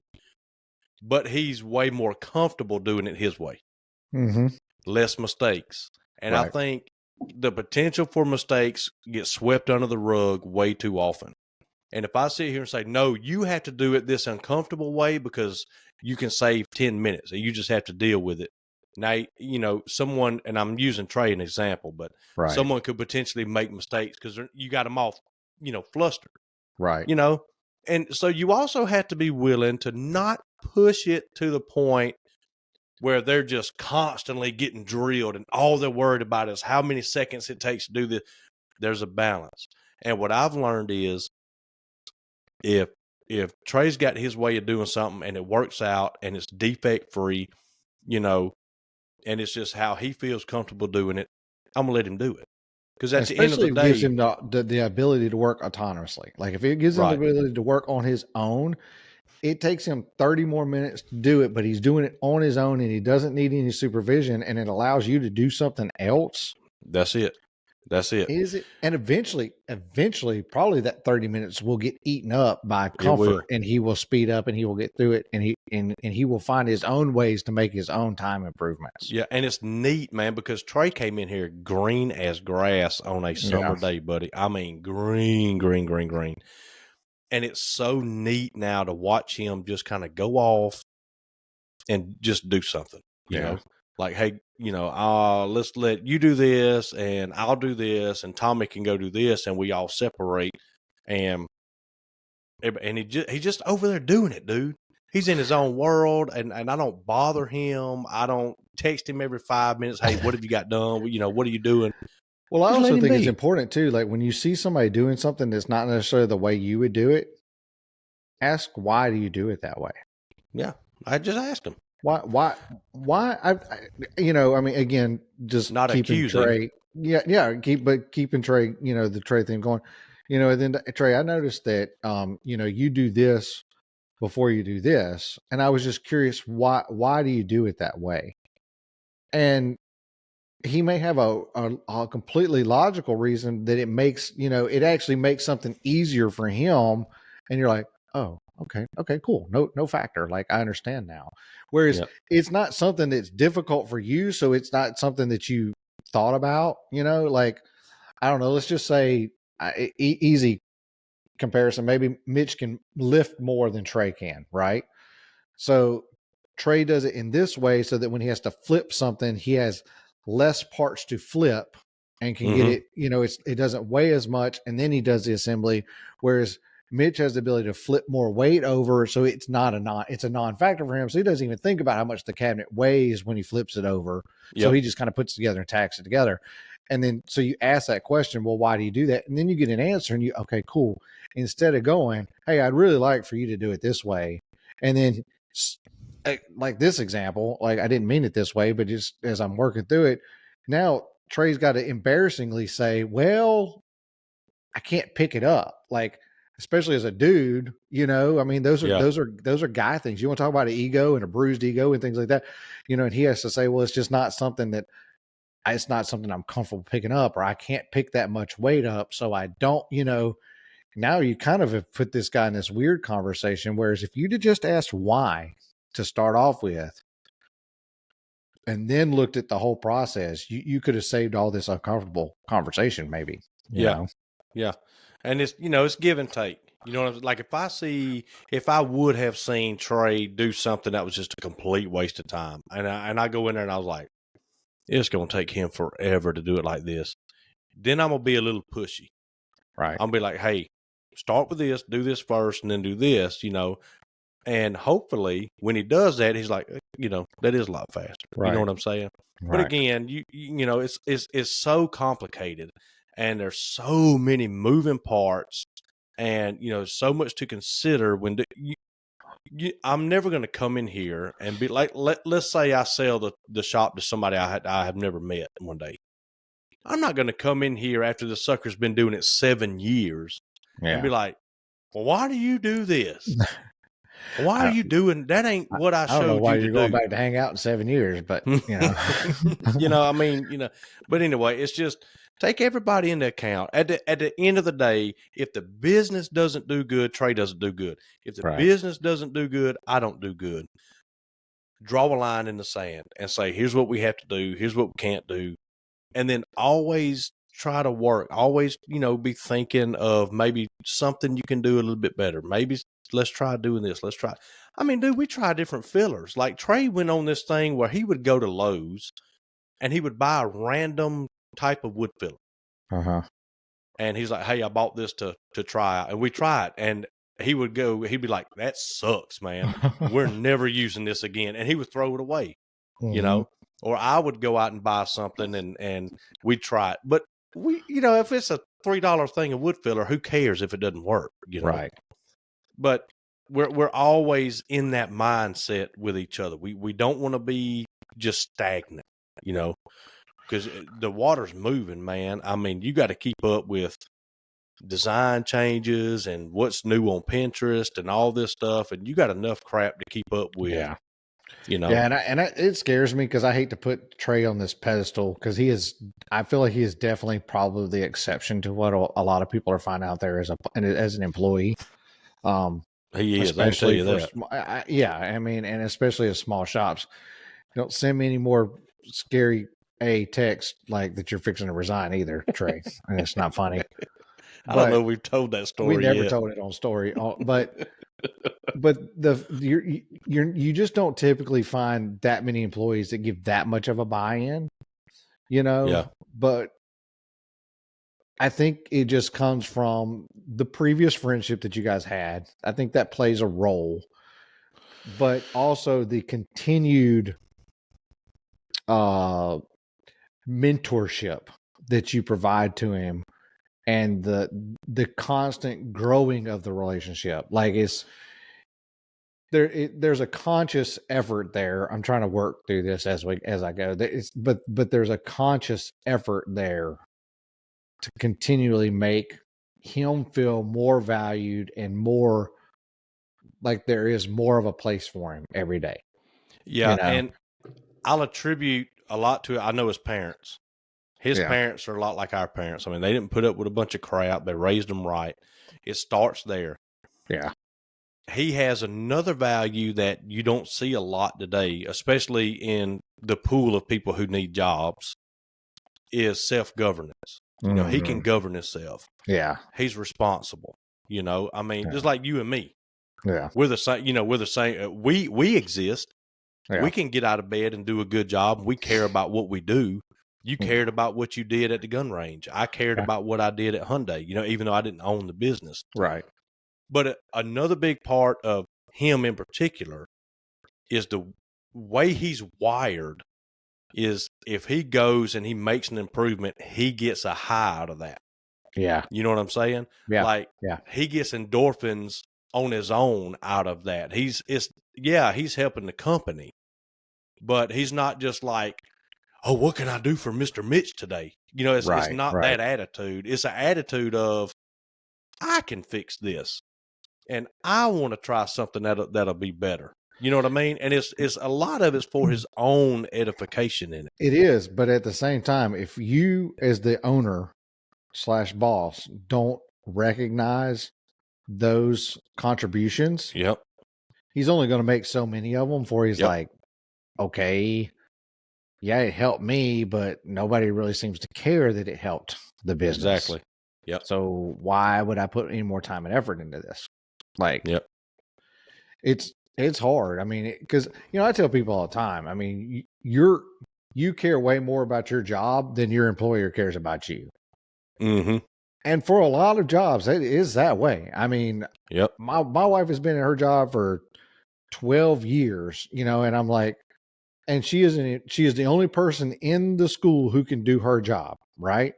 They're like, you know, a teacher's out that day, they can call a substitute in and cover that class, you know, or a secretary is out. Well, another secretary can kind of cover those duties.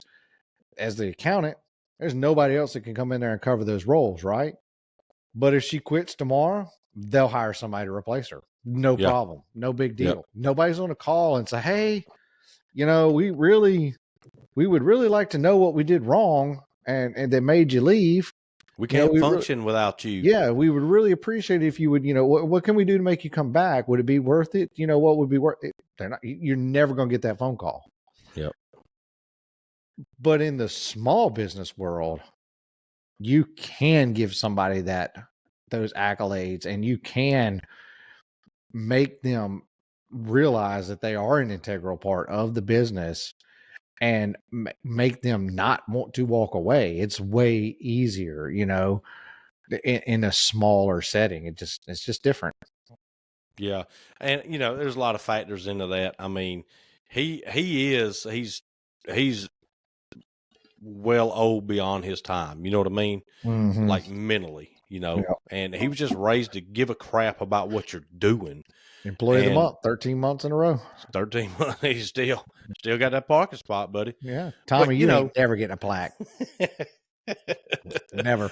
I'll say this, the pool of people to pick out of nowadays, just the cold hard truth. Yeah. I mean, we see it, you know, we see it in even the cabinet pages. We see, you know, stories about employees and business owners. Oh yeah. There was one today that admitted he did something wrong. He said it was a design. What? It was a design flaw on my end. It was a bifold door. Did you see that one where the screws were rubbing? So a bifold lazy Susan corner had the folding door.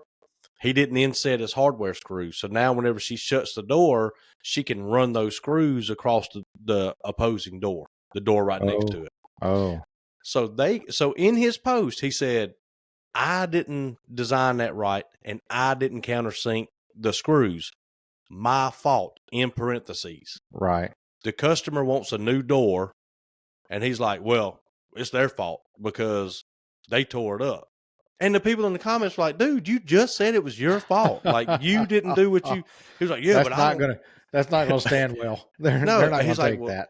I shouldn't, you know, have to buy a new door and go hang it. I offered to fix it, but they would see the repair, and he wasn't going for that. He wants me to put on a new door and this and that, and they got to accept some responsibility.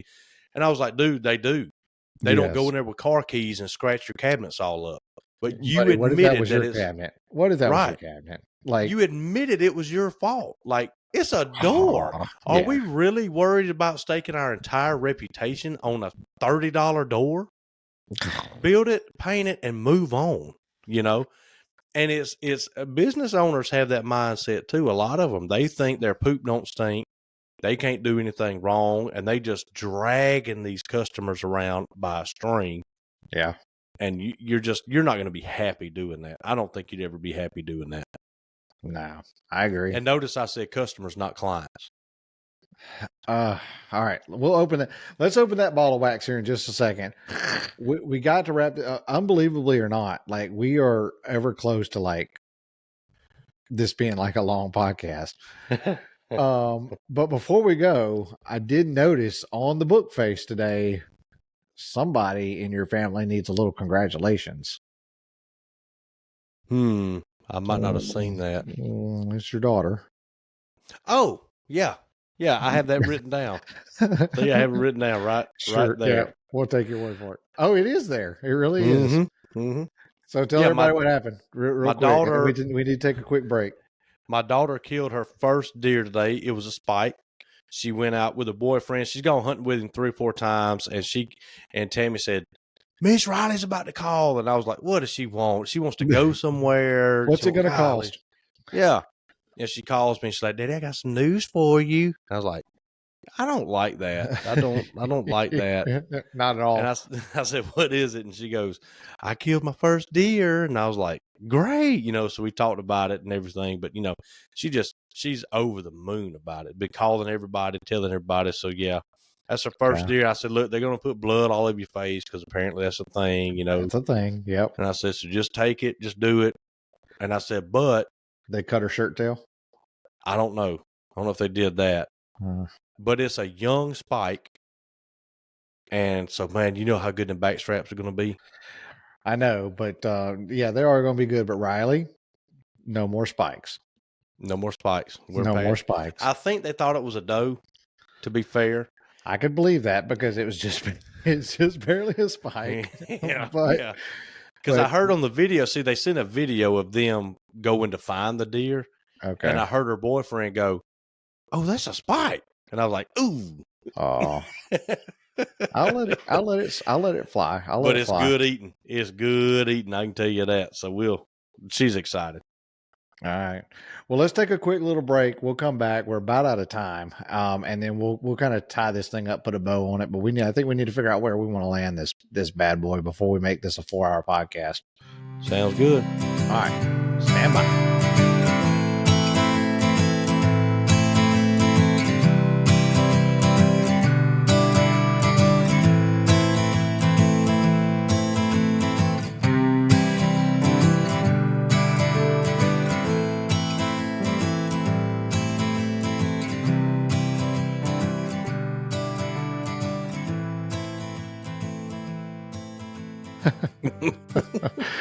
Oh boy, off-air conversations are fantastic, are they not? Ain't they though? Oh man, It's like I'm smoking a enjoying cigarette. I know I'm enjoying the little breaks in between though. It is kind of funny though. So before we go further though, I got to ask, what is brawny? So my wife got me an oversized flannel shirt from Duluth. Oh, I went to Duluth today. I got this shirt. Y'all have a Duluth there? Yeah, in Nashville. I hate you more every day. Yeah. I got 2 pairs of pants. She got it like 2 sizes too big or whatever. I don't know why. And it's flannel. It's red flannel. So Mama told me I look like no, it wasn't Mama. Somebody else told me I look like the brawny man from the paper towel. Is it the shirt that you wore here? No, I just got it for Christmas. Oh, okay. Because you had one shirt that you wore here, and when you untucked it, it went down to your ankles. I thought you were wearing your nightgown through the house, and it was your shirt. They all shrink, man. I don't like them belly shirts. I don't have the same body as Shakira does. If that sucker shrinks up to your belly, that's a lot of cold water, buddy. I'm just telling you, that's a lot of dryer cycles. We got problems. Oh, well, I just had to ask. I mean, you nicknamed, so I put Road Warrior for my name today. So, because obviously we're fixing to hit the road trip. When are you coming down? Wheels up, 10 o'clock. 10 o'clock. 10 o'clock in the morning, wheels are up. Okay. Now, what are you going to do tomorrow besides drive? Once you get here, what are you going to do? So quick rundown. My plan is, I've been racking my brain. Like, where do I start? What do I do? I think I'm actually going to get down. I think I'm going to actually start with ripping out the bathroom, the second bathroom. I think I'm going to start with the rip out of that, finalize the plans for the kitchen and the build with you, right? Get everything to a point where we can order materials and get everything. And then I think week 2, come to you, because I think I need to get the kitchen built and swapped out. That way I can get stone mapped and in place while I'm still there, so that I can get backsplashes and things like that in place. If I do wait too far into it, then stone is going to be so far out that I can't get backsplashes in place before I need to pull back north. So it's kind of my plan is that first week, I'm going to pull bathroom out, start working on getting that, and get, hopefully you and I, that's what I've been trying to coordinate with you. We just neither one of us have had a schedule that has allowed that, but like just get on the what's the app that we have? The screen sharing. Screen sharing something, yeah. Yeah. And do the screen share, get that set up, and make sure that I've got everything lined up, because I need some help with getting pullouts and things like that ordered. Yeah. And another thing that I want you to try to do. And get doors ordered. You need to get doors ordered fast. Yeah.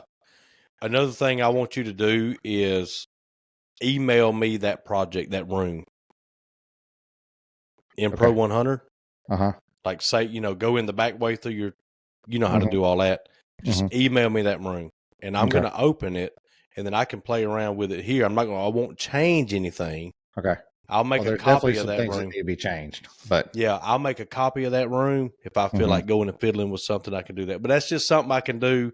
You don't have to be there. I can kind of go around and maybe I can see something. Hey, Yeah, we for need to sure. change this or something. But But yeah, I'm loaded. Shop is clean thanks to my fantastic wife who decided to actually leave the house for the first time in 13 snow days. I drug her out yesterday. No, she was my passenger princess. She ran a bunch of errands with me. Then she went to the shop. We cleaned the shop. So when I come back, the shop is ready to go. It is in operational position, ready to go. It's probably the cleanest it's ever been. The trailer is sitting there loaded, packed up, ready to go. It's got some goodies on it for Mitch. And yeah, ooh, yeah. I think you and Trey both are going to be excited about heck yeah. some of them. And but yeah, so I think that's my plan. I'll get down there tomorrow, and then I'm going to start actually checklisting some things, and uh, getting the notes all finalized, and then I need you to help me find a millwork place. I'm sure that you got something that can help me line up, so I don't have to do the big box thing. But yeah, I think I'm just gonna start on that bathroom, get that kind of initial rip going, and then week 2 kitchen, get that build. And then because that'll also, while I'm gone, she can be packing up the kitchen. Yeah. She can be packing it up, getting it out of the way. I can come back, and I think I can swap that kitchen out in a day. Like, I mean, it's I set enough cabinets that it's not that big of a kitchen. I mean, it's Oh really yeah. Yeah. it's not a big kitchen. And dude, I'm available. If you want to Okay, go down there one evening, walk around, put hands on some stuff, let's figure out plumbing. Let's figure out, let's make sure we can take this off and that off. yeah, Like I said, I'm available, especially after work. We knock off at 3:30, okay, and I can come down there and hit on the weekend or something like that. I can come give you a Saturday, help you demo some stuff, take some sure, stuff out. So I am available for that. yeah. If you need it, but we'll cover all that. Yeah, it's gonna be sun up, sundown. We got to burn. Got to get back. 6 weeks is Mm-hmm. tops. And that's pushing it. 5 would be better. 4 would be perfect. Like, Yeah, but it's gonna be tough. It's gonna be tough. There's a lot to do. But that is the plan, though. I'm wheels up by 10 o'clock tomorrow. good deal. Yeah. You had something you wanted to follow up on from last week. Well, no, go ahead and hit your things. Go ahead and Okay. hit a couple of things for you because that might be a little lengthy. So let's do a house update. Where are you at All on right. there? House update. We're about to put the post up on the front porch. Thank God. I'm so sick of those 2x4s leaning. But we've got the post. Tammy got the brackets and everything today. So we're going to put those up. She is painting the trim. Rachel came by today and helped her. I don't know what all they got done, but Rachel came by and helped her do some painting of the trim on the inside. Sister-in-law Rachel. Yep. Oh, Yep. nice. And then we're going to start electrical. We're going to start putting plugs in, switches in, cutting lights out. I can't do a ladder. What? With the boot. Oh, with the boot. Yeah, I can't get up and down a ladder. That's a no-go. I was like, I've seen you on a ladder. You can do a ladder, Yeah. but yeah, with the boot So a makes it buddy of hard. mine is going to come and help me cut the lights out and do some stuff in the attic, wire the smoke detectors in, all that. And so that's the house update. But I do have a tool recommendation, Oh, and it's not a big one. okay. You can buy 10 of them and not go broke. Oh, I like those. I like Oh, those. you're going to like this. Okay. I watched a video on YouTube that said, will this marker beat the Milwaukee and Sharpie? Here we go. Here we go. What is it? So I watched the video, and based on the video and the comments, I went and bought 10 of them. I'm getting my Google machine ready. No, it's just a Harbor Freight. Harbor Freight Uh-huh. has a permanent marker like a Sharpie. It has a clip on it that you can clip onto your hard hat, but we don't wear those. Uh-huh. It's got an anti-roll flange on it that you can also, put in between your fingers when you're writing. It'll last 6 days without the cap. It writes on oily surfaces, wet surfaces. It's got a fine point. They last forever. And the comments were like, dude, I don't buy Milwaukee's anymore. I don't buy Sharpie. This is my go-to marker now. It is basically indestructible. And they're $1 a piece. Yep. No, what is that? Clog resistant job site permanent markers, 2-pack, $1.99. Yeah. Okay. I couldn't see what you were looking at. Yeah. They're $1 a piece. So I bought 10 of them, and Trey and I did some preliminary testing, just marking on a bunch of different stuff, and they worked really good. The tip, I think, is more stiff than a Milwaukee or a Sharpie. So I think it'll stay pointy longer. Mm-hmm. But so far, dude, we love them. So they do look cheap. I mean, inexpensive, not cheap. Inexpensive. Sorry. Yeah. So we're Milwaukee guys right now as far as Sharpies, but for $1 a piece, that's pretty good. If they last, like if they're as good as all, and I mean, dude, there was a lot of comments on that video talking about how good Harbor they were. Freight's in my front yard. Do I need to stop on the way out and grab you a bunch of them? No, I bought 5 packs of them the other day. Okay. And Trey bought like 3. It is literally, we could walk to Harbor Freight from my new house. Man, more and more. Right. I get you more and more. Literally, walk right by the barber shop, stop at the barber, get a nice look. I got a nice shave. Look, I got a straight razor shave today, baby. Hot towel. You do look a little slick. Yeah, I got slick down. She said, "Oh, I'm glad you can get good looking before you leave town." I ain't like. Let me see the hair. Oh yeah. Oh yeah. My boy got that fade. Got that fade, baby. My boy got that fade going, boy. You don't know about that, boy. Yeah. My boy Steven hooked me up. That was it. My checklist is check. Checklist is check. Well, that's kind of my update for next week. We kind of hit that. But yeah, I did want to follow up on something that apparently I didn't learn my lesson. We talked last week about kind of the doing the right thing, sometimes, and how that cost you. Well, I didn't realize that I was doing the wrong thing this time. Almost like the pocket holes got me last time. But so apparently my new planer, new to me, not new, is a little askew. Apparently it's a little out of level, and I didn't realize it. Okay. So I was making doors.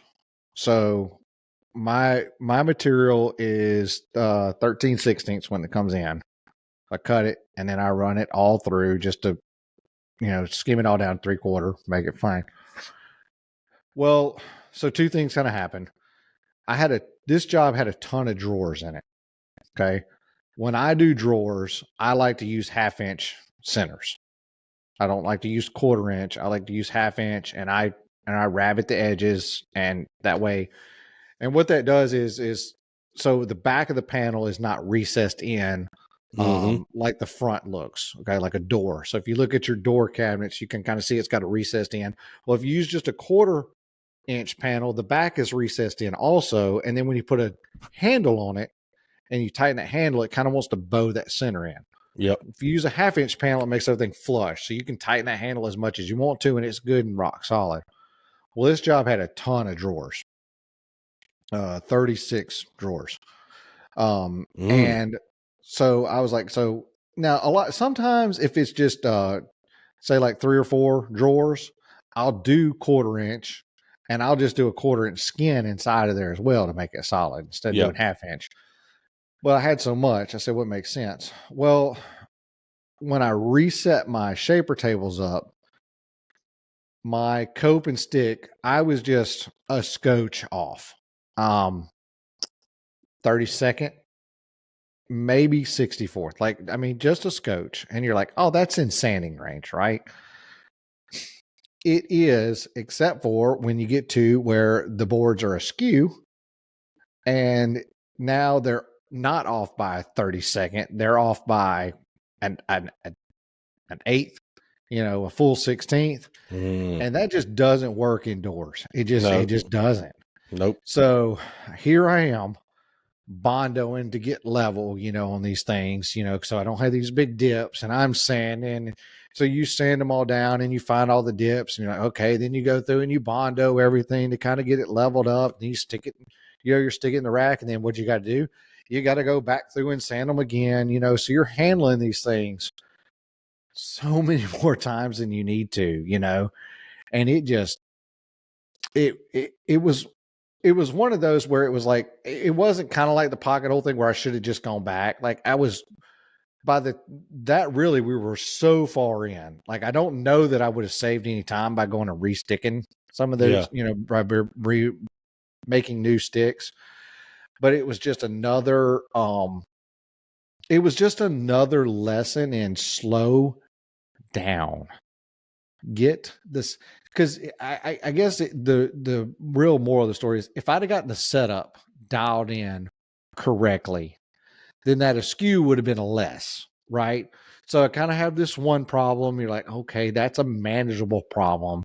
And then you get this next problem. Well, now instead of just being a problem A and a problem B, they're really a problem E that is added together and multiplied. You know, they've done some kind of Exponential. Yep. funky conversion to each other. And what the point, I guess, is just to remind yourself again to slow down. I mean, even though I gave myself this giant speech after last week and after the podcast, you know, I was like, you know, just Well, this one I'm not going to blame this one on you though. yeah, I mean, I don't really feel like it was something that I knew better. Like Right. it was one of those, and I didn't realize the planer was that way until this happened. And it's only like, you know, you're running through the sticks. So it only would happen on, it was so random that it took me Right. a minute to kind of realize. And I didn't even really realize until I got to one stick that actually had a little bit of an edge steel. Like it had gotten so, it went so far like to one side, the knives went by and it left like a little ledge. And I was like, wait a second. And when I looked at the end, I was like, son of a gun. So I got to get that dialed in. I got to get that thing fixed, you know, when I come back and figure out how to level that head back out. I mean, it's not much, but it doesn't take much. I mean, Right. it doesn't. I mean, when something is designed to make something dead flat, it's not a good thing. But It doesn't work if it's not parallel. Not it what it's doesn't. designed to do. No. You know, but it's just a continued lesson in how you can't, if you let a problem fester, it's the next thing just adds to it, you know. I mean, Yeah. and I know I beat this all on myself last week. I mean, I really did. And it was really disappointing, to be honest with you, to kind of find myself back in the same boat, you know. And I was like, here I go again, you know, I'm sanding the heck out of these things. But it was a really challenging build anyway. It just had so many drawers, and I've now put I told Derek, I said I got a 15 door limit. Like if it's over 15 doors and drawer fronts, I'm ordering them from now on. I'm not Yeah. doing it to myself. It's just Mm-hmm. it's just a lot, you It know. And then is. all those stupid boxes. I mean, so many drawer boxes, you know. And each drawer box has 4 sides that have to be cut exact. Then it's got a Yeah. bottom that's got to be cut exact. Then it's got, you know, it's just, it goes on and but Did you fall out? nope. I Oh, was good. I was But listening. I was listening. I didn't know what happened. I was like, um did I offended him by taking a sip? I guess. no. Um but yeah, you gotta, you know, now if you ever go buy another piece of equipment like that, you're gonna say, let me make sure that this is flat, you Yeah. know. And now we do have verification set up in our process. Mm-hmm. Some of it is the way we build, we kind of self-verify.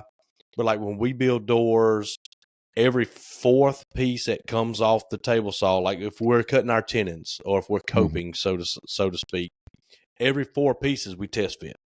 Mm-hmm. And we put it in a stack, right? We tenon 4 more, boom, we test fit. And we make sure everything's good because if your test piece is wrong and you build 32 doors, you're screwed. Yeah. You know, so we do kind of build in some kind of verification while we're doing that kind of thing. It doesn't And help that my sled broke in the middle of this too. Trey will tell you the 3 most important words in a cabinet shop is verify, verify, verify. And so everything we do, we verify it. We make sure it's set up. We make sure. And I'm not blaming, just understand, I'm not blaming you. I Oh, mean, I you know. buy a planer, you expect it to be like, it's weird that a planer would be out like that. You know what I mean? Like, Yeah. that's not something that woodworkers find themselves having to check a lot. Yeah. I mean, like, how does it even get out? And, Well, the funny thing is like if it just kind of depends on where in the planer it falls. If it's just that, if it's that far side, I run a couple of test pieces through after I found it to kind of figure out what the heck is going on. And it's really just if it's on that far right hand side of the feed, does it do it? so is the right side up or is the right side down? Right side's down.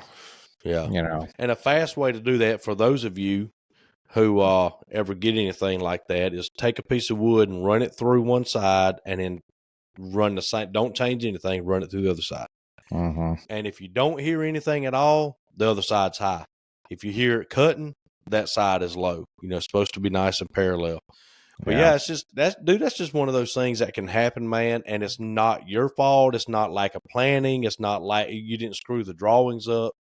It's just one of those things. And we had a job like that a long time ago where somebody, for whatever reason, I don't know if we dropped a piece of wood on or something, but the viewfinder on the table saw fence got knocked off by like 1/8 of an inch. And we cut an entire job out. And I was like, and I want to say they were 1/8 of an inch too short. Oh, of course, the wrong way. Yep.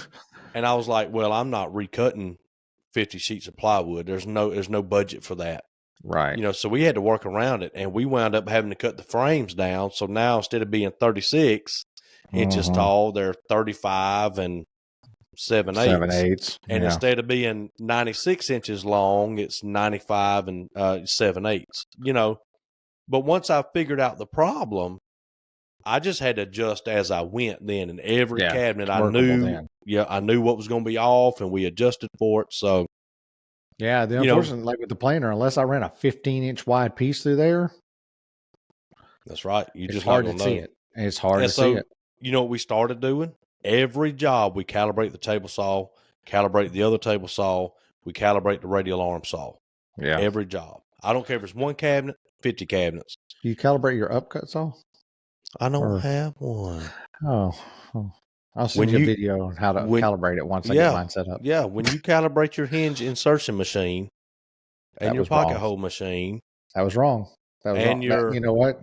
And your shelf pin boring machine. Okay. You know what? If you're just going to insult me, I'm going to end the podcast. And your edge bander. All right. That's it. All right. Podcast is over. You're just going to insult me and cut me down. Hey, my little Craig jig don't ever fail me. You know how when it fails me is when I tape the wrong holes up and oh boy, that made me so mad.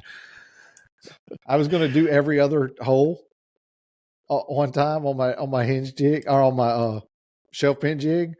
And for whatever stupid reason, I taped the one that I taped the wrong one. So, because I'm stupid. So I tape them if I don't want to use them. So I don't, and I stupidly taped up the one that I was like, so I went like double and then skipped. I was like, well, now I got to do them all. Stupid idiot. Yep. Oh, good gracious. That's the way it goes. That's the way the cookie crumbles.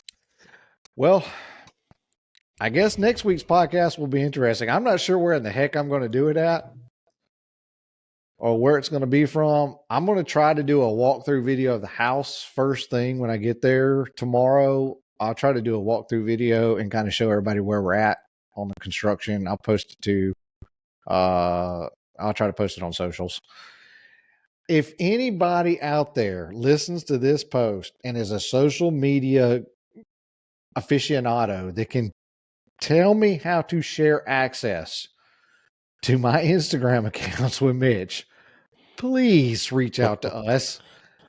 I have beat my head on the wall. I have read every article I can find, and I cannot figure out how to make our Stile Boyz shareable across both.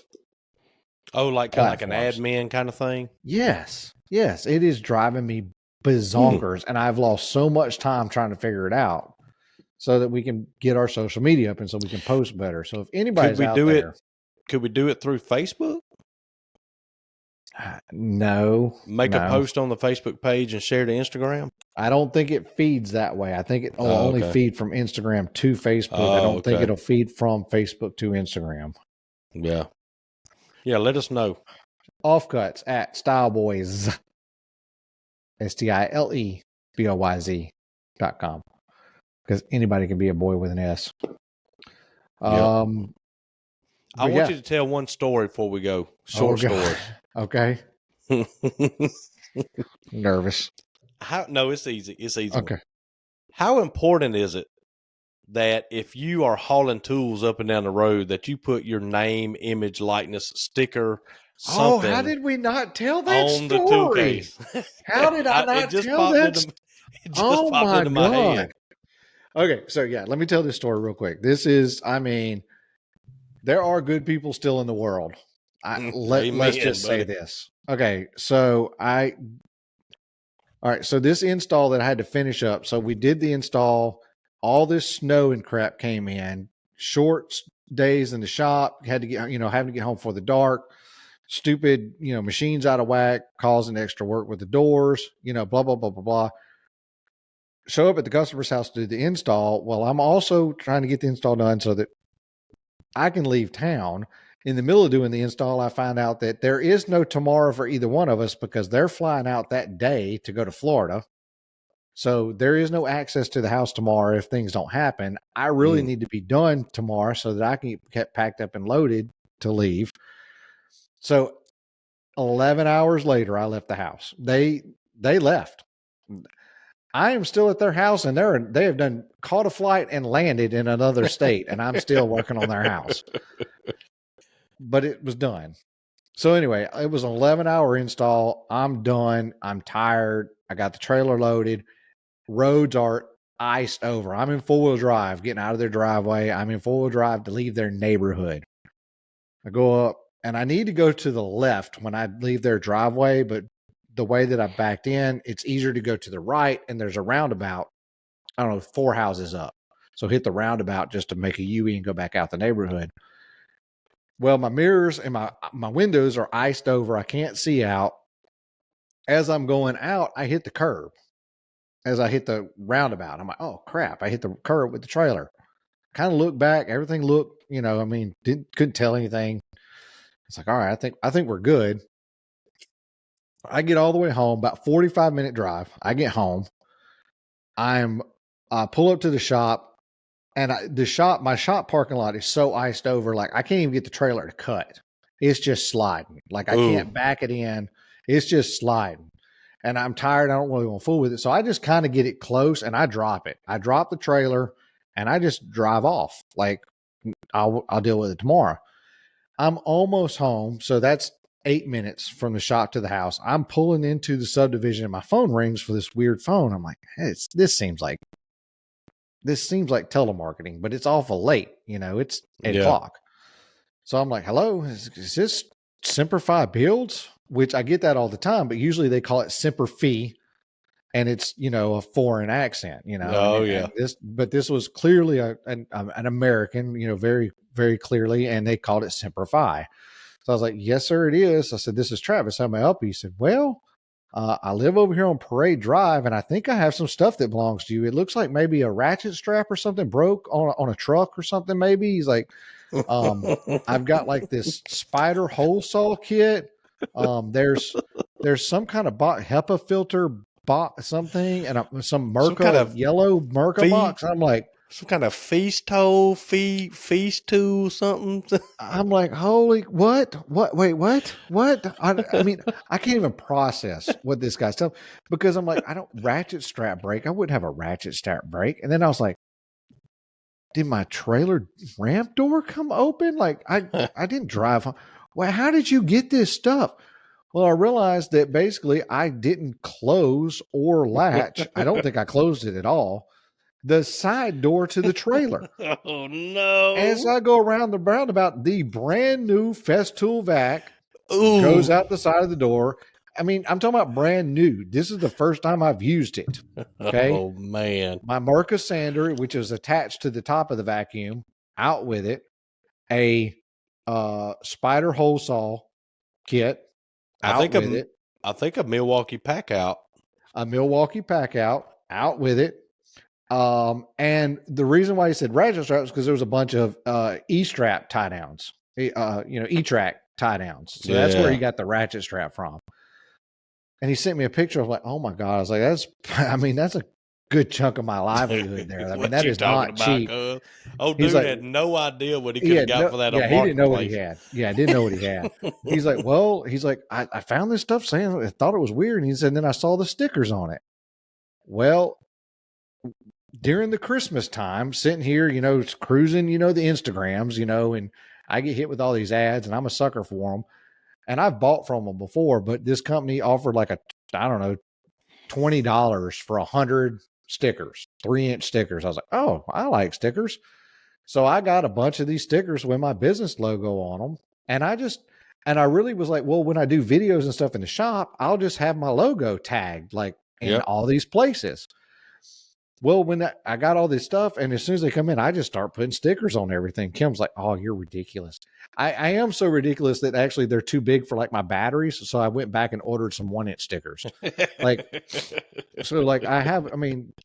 which they should be here, but anyway, but that is what saved me. He saw the stickers on there and went on social media and looked me up and found my phone number off my Facebook page and called me. Round of applause. What a citizen, man. He earned himself a $25 Starbucks gift card. I can tell you that right there, buddy. Did you get him one? I did. Sure enough. Yeah, I would have. The least I could do. I was like, I didn't know what to do. I didn't know, I didn't know what was appropriate, to be honest with you. I've never had anything like that happen to me. But he set it all inside, took care of it. My Festool vacuum did take a little scratch. Luckily for the snow did save everything. But the vacuum does have a slight little scar on it, but everything was intact. Everything worked. I'm not missing anything else. But but I guess that door wasn't latched solid, or I didn't close it all the way. I think I was just, and I'm usually really good about double checking that. But because just going around a roundabout, oh my gosh, like an Oprah Winfrey show, man. Here's a Festool vac for you. Here's a you. sander Here's for you. Everybody gets Here's a tool. A whole saw set for you. Everybody just getting back and just sliding up their driveway like Santa with a hole in his gift bag. Jeez, yeah. $30,000 worth of tools. Yeah, I sent Mitch a picture. I said, what do all these tools have in common? He's like, I don't know. They're all coming to Greenville with you. And I was like, oh no, they all fell out of the side of my trailer. He's like, what? Oh, goodness. The whole, really though, the whole trying to process when he told me he had this stuff is like, yeah, I'm like, how did you get it? Yeah. What? You stole this out of the yard? What do you mean? Like, how did you get the? It was literally like this. Like it really felt like that somebody come and took this stuff out of my trailer and then got like had a guilty conscience for it and gave me this like BS story of how they found it. And I'm like, you find this stuff on the side of the road? On the road. Strap must have broke. I don't ride around with the stuff in the back of my truck. It's in a trailer. Oh. Yeah, luckily there are still good people in the world. I do thank Mr. Chris. I did, and you should call him and tell him about the podcast. I don't think he's interested in our podcast. I guess. Okay. I'll send you his address, and you can Google his house, and I'm pretty sure he don't give two toots about our podcast. Let's just say it has 6-car garage. Oh, yeah. Well, that's why he didn't put it on Marketplace. Yeah, he didn't care. Yeah, he didn't need the money. Pretty nice. He's like, I got this kind of change in my couch. You ain't got but one vacuum. I got one in each bathroom. Oh man, but yeah, I can't believe I forgot that story. But yeah, now we're way over. So I know. I'm gonna call that gifts for everyone. And then people are going to be like, everyone gets a gift? Yeah, yeah, they'll listen that way. Right? All right. Well, it is officially after 10 o'clock. I think this is the latest we've ever recorded. Yep. But man, it went by fast. It really did. I've had a great time. Last week, I needed it. I needed it for a total different kind of mental release. I told Kim, I was like, I really did not want to do the podcast, but I was so glad once we did it. It felt like a gym session. Like, I really hate going to the gym, but I always am glad that I do go, which it's been forever since I've ever been one. But the podcast last week, like, I really didn't want to do it. I really was just not feeling it, but I felt so much better after we did it, after we had the conversations. But this week, I mean, I was pumped. I was just excited. It's just been, I feel like it was just a lot of fun to do, all the way around. It flew. And I got a full belly, so it flew. I was, Yeah, this is one of the few times that you've eaten before the podcast. Yeah, I need to do that more often. Yeah, you're usually like dying to get to food. Yep. That's why that's why we went over. Yeah. Because I'm not in a hurry tonight. Well, good deal, man. Well, let me know how it goes tomorrow. Yeah, I'll let you know when I'm in town. And then we're gonna get banging on this thing. But I'll send you that file tonight. And then just look at it as you can. I know I got some upper cabinets that are not even, so we need to work on those. Yeah, I was just gonna see kind of what you had going on. Yeah, just a general idea, and then we'll start going from there. But yeah, it's gonna be interesting times. I got some accessories for the iPad that are actually in Greenville because I didn't think they were going to make it here in time, so they're already down there. So we'll talk about those next week and trying to get that whole thing. I've done a ton of research in apps of note-taking apps and like organization and calendar type kind of like productivity apps and things like that, just trying to figure out how to get more. And because one of the things kind of like what we're talking about is I actually want to track better the time spent on a job. I don't think I'm tracking that well. I'm not tracking that at all. And I really want to do a better job of tracking that this next year. Because I just think that's really, really important information to move forward. And especially if we're fixing to open up this CNC side of things, which I'm pretty we hadn't even talked about that. Nope. Anyway, that's news to me. All right. Well, news to everybody. Okay. Sometimes I talk too much. But just really evaluating shop time and what the shop needs to make per hour and things like that. Like, we're just really working on tracking those things. But yeah, big times. Excited to see you. Excited to see everybody, and get things done. Maybe I can get Riley down on a real deer before season ends. I know it's TikToking, but I do know a place that has some pretty good deer population. She'll eat it up. She will eat it up. But yeah. Well, yeah. What? Anything else from you? That's it. Well, I'm done. We're going to have a good podcast next week. I don't know where we'll be, what we'll be doing, but it'll be something crazy. I'm going to try to get my mother-in-law in on it. I'm going to get her to sit in the background. That might be an interesting approach right there. We could do story time. Nope. Different idea. Starting in 1998, we'll start doing story time. Different idea. Next. Oh, my bad. Actually, I'll go to Chris's. I'll take some extra equipment with me. I'll go to Chris's. We'll get him set up, and he can be a guest on the podcast. That would be better. By the way, Chris has a barn out there with a full kitchen, a bedroom, and a bathroom in it. There you go. But he's way out in the sticks now. Well, it's closer than I am. I like you more. Yeah. You'll be working cows. You better not go out there. I don't do cows. No. I eat them, but I don't want to work with them. Yep. Y'all stay tuned for next week. It'll be a banger. Well, it's guaranteed to be no worse than this was.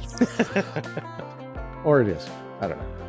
All right. Thanks, everybody, for listening. We appreciate you all so much. Again, feel free to drop us some information, topics, questions, comments, offcuts at styleboyz.com. I haven't checked YouTube comments since 2024 has hit. I need to do that as well. I don't know if you've looked or not. Help me bail me out.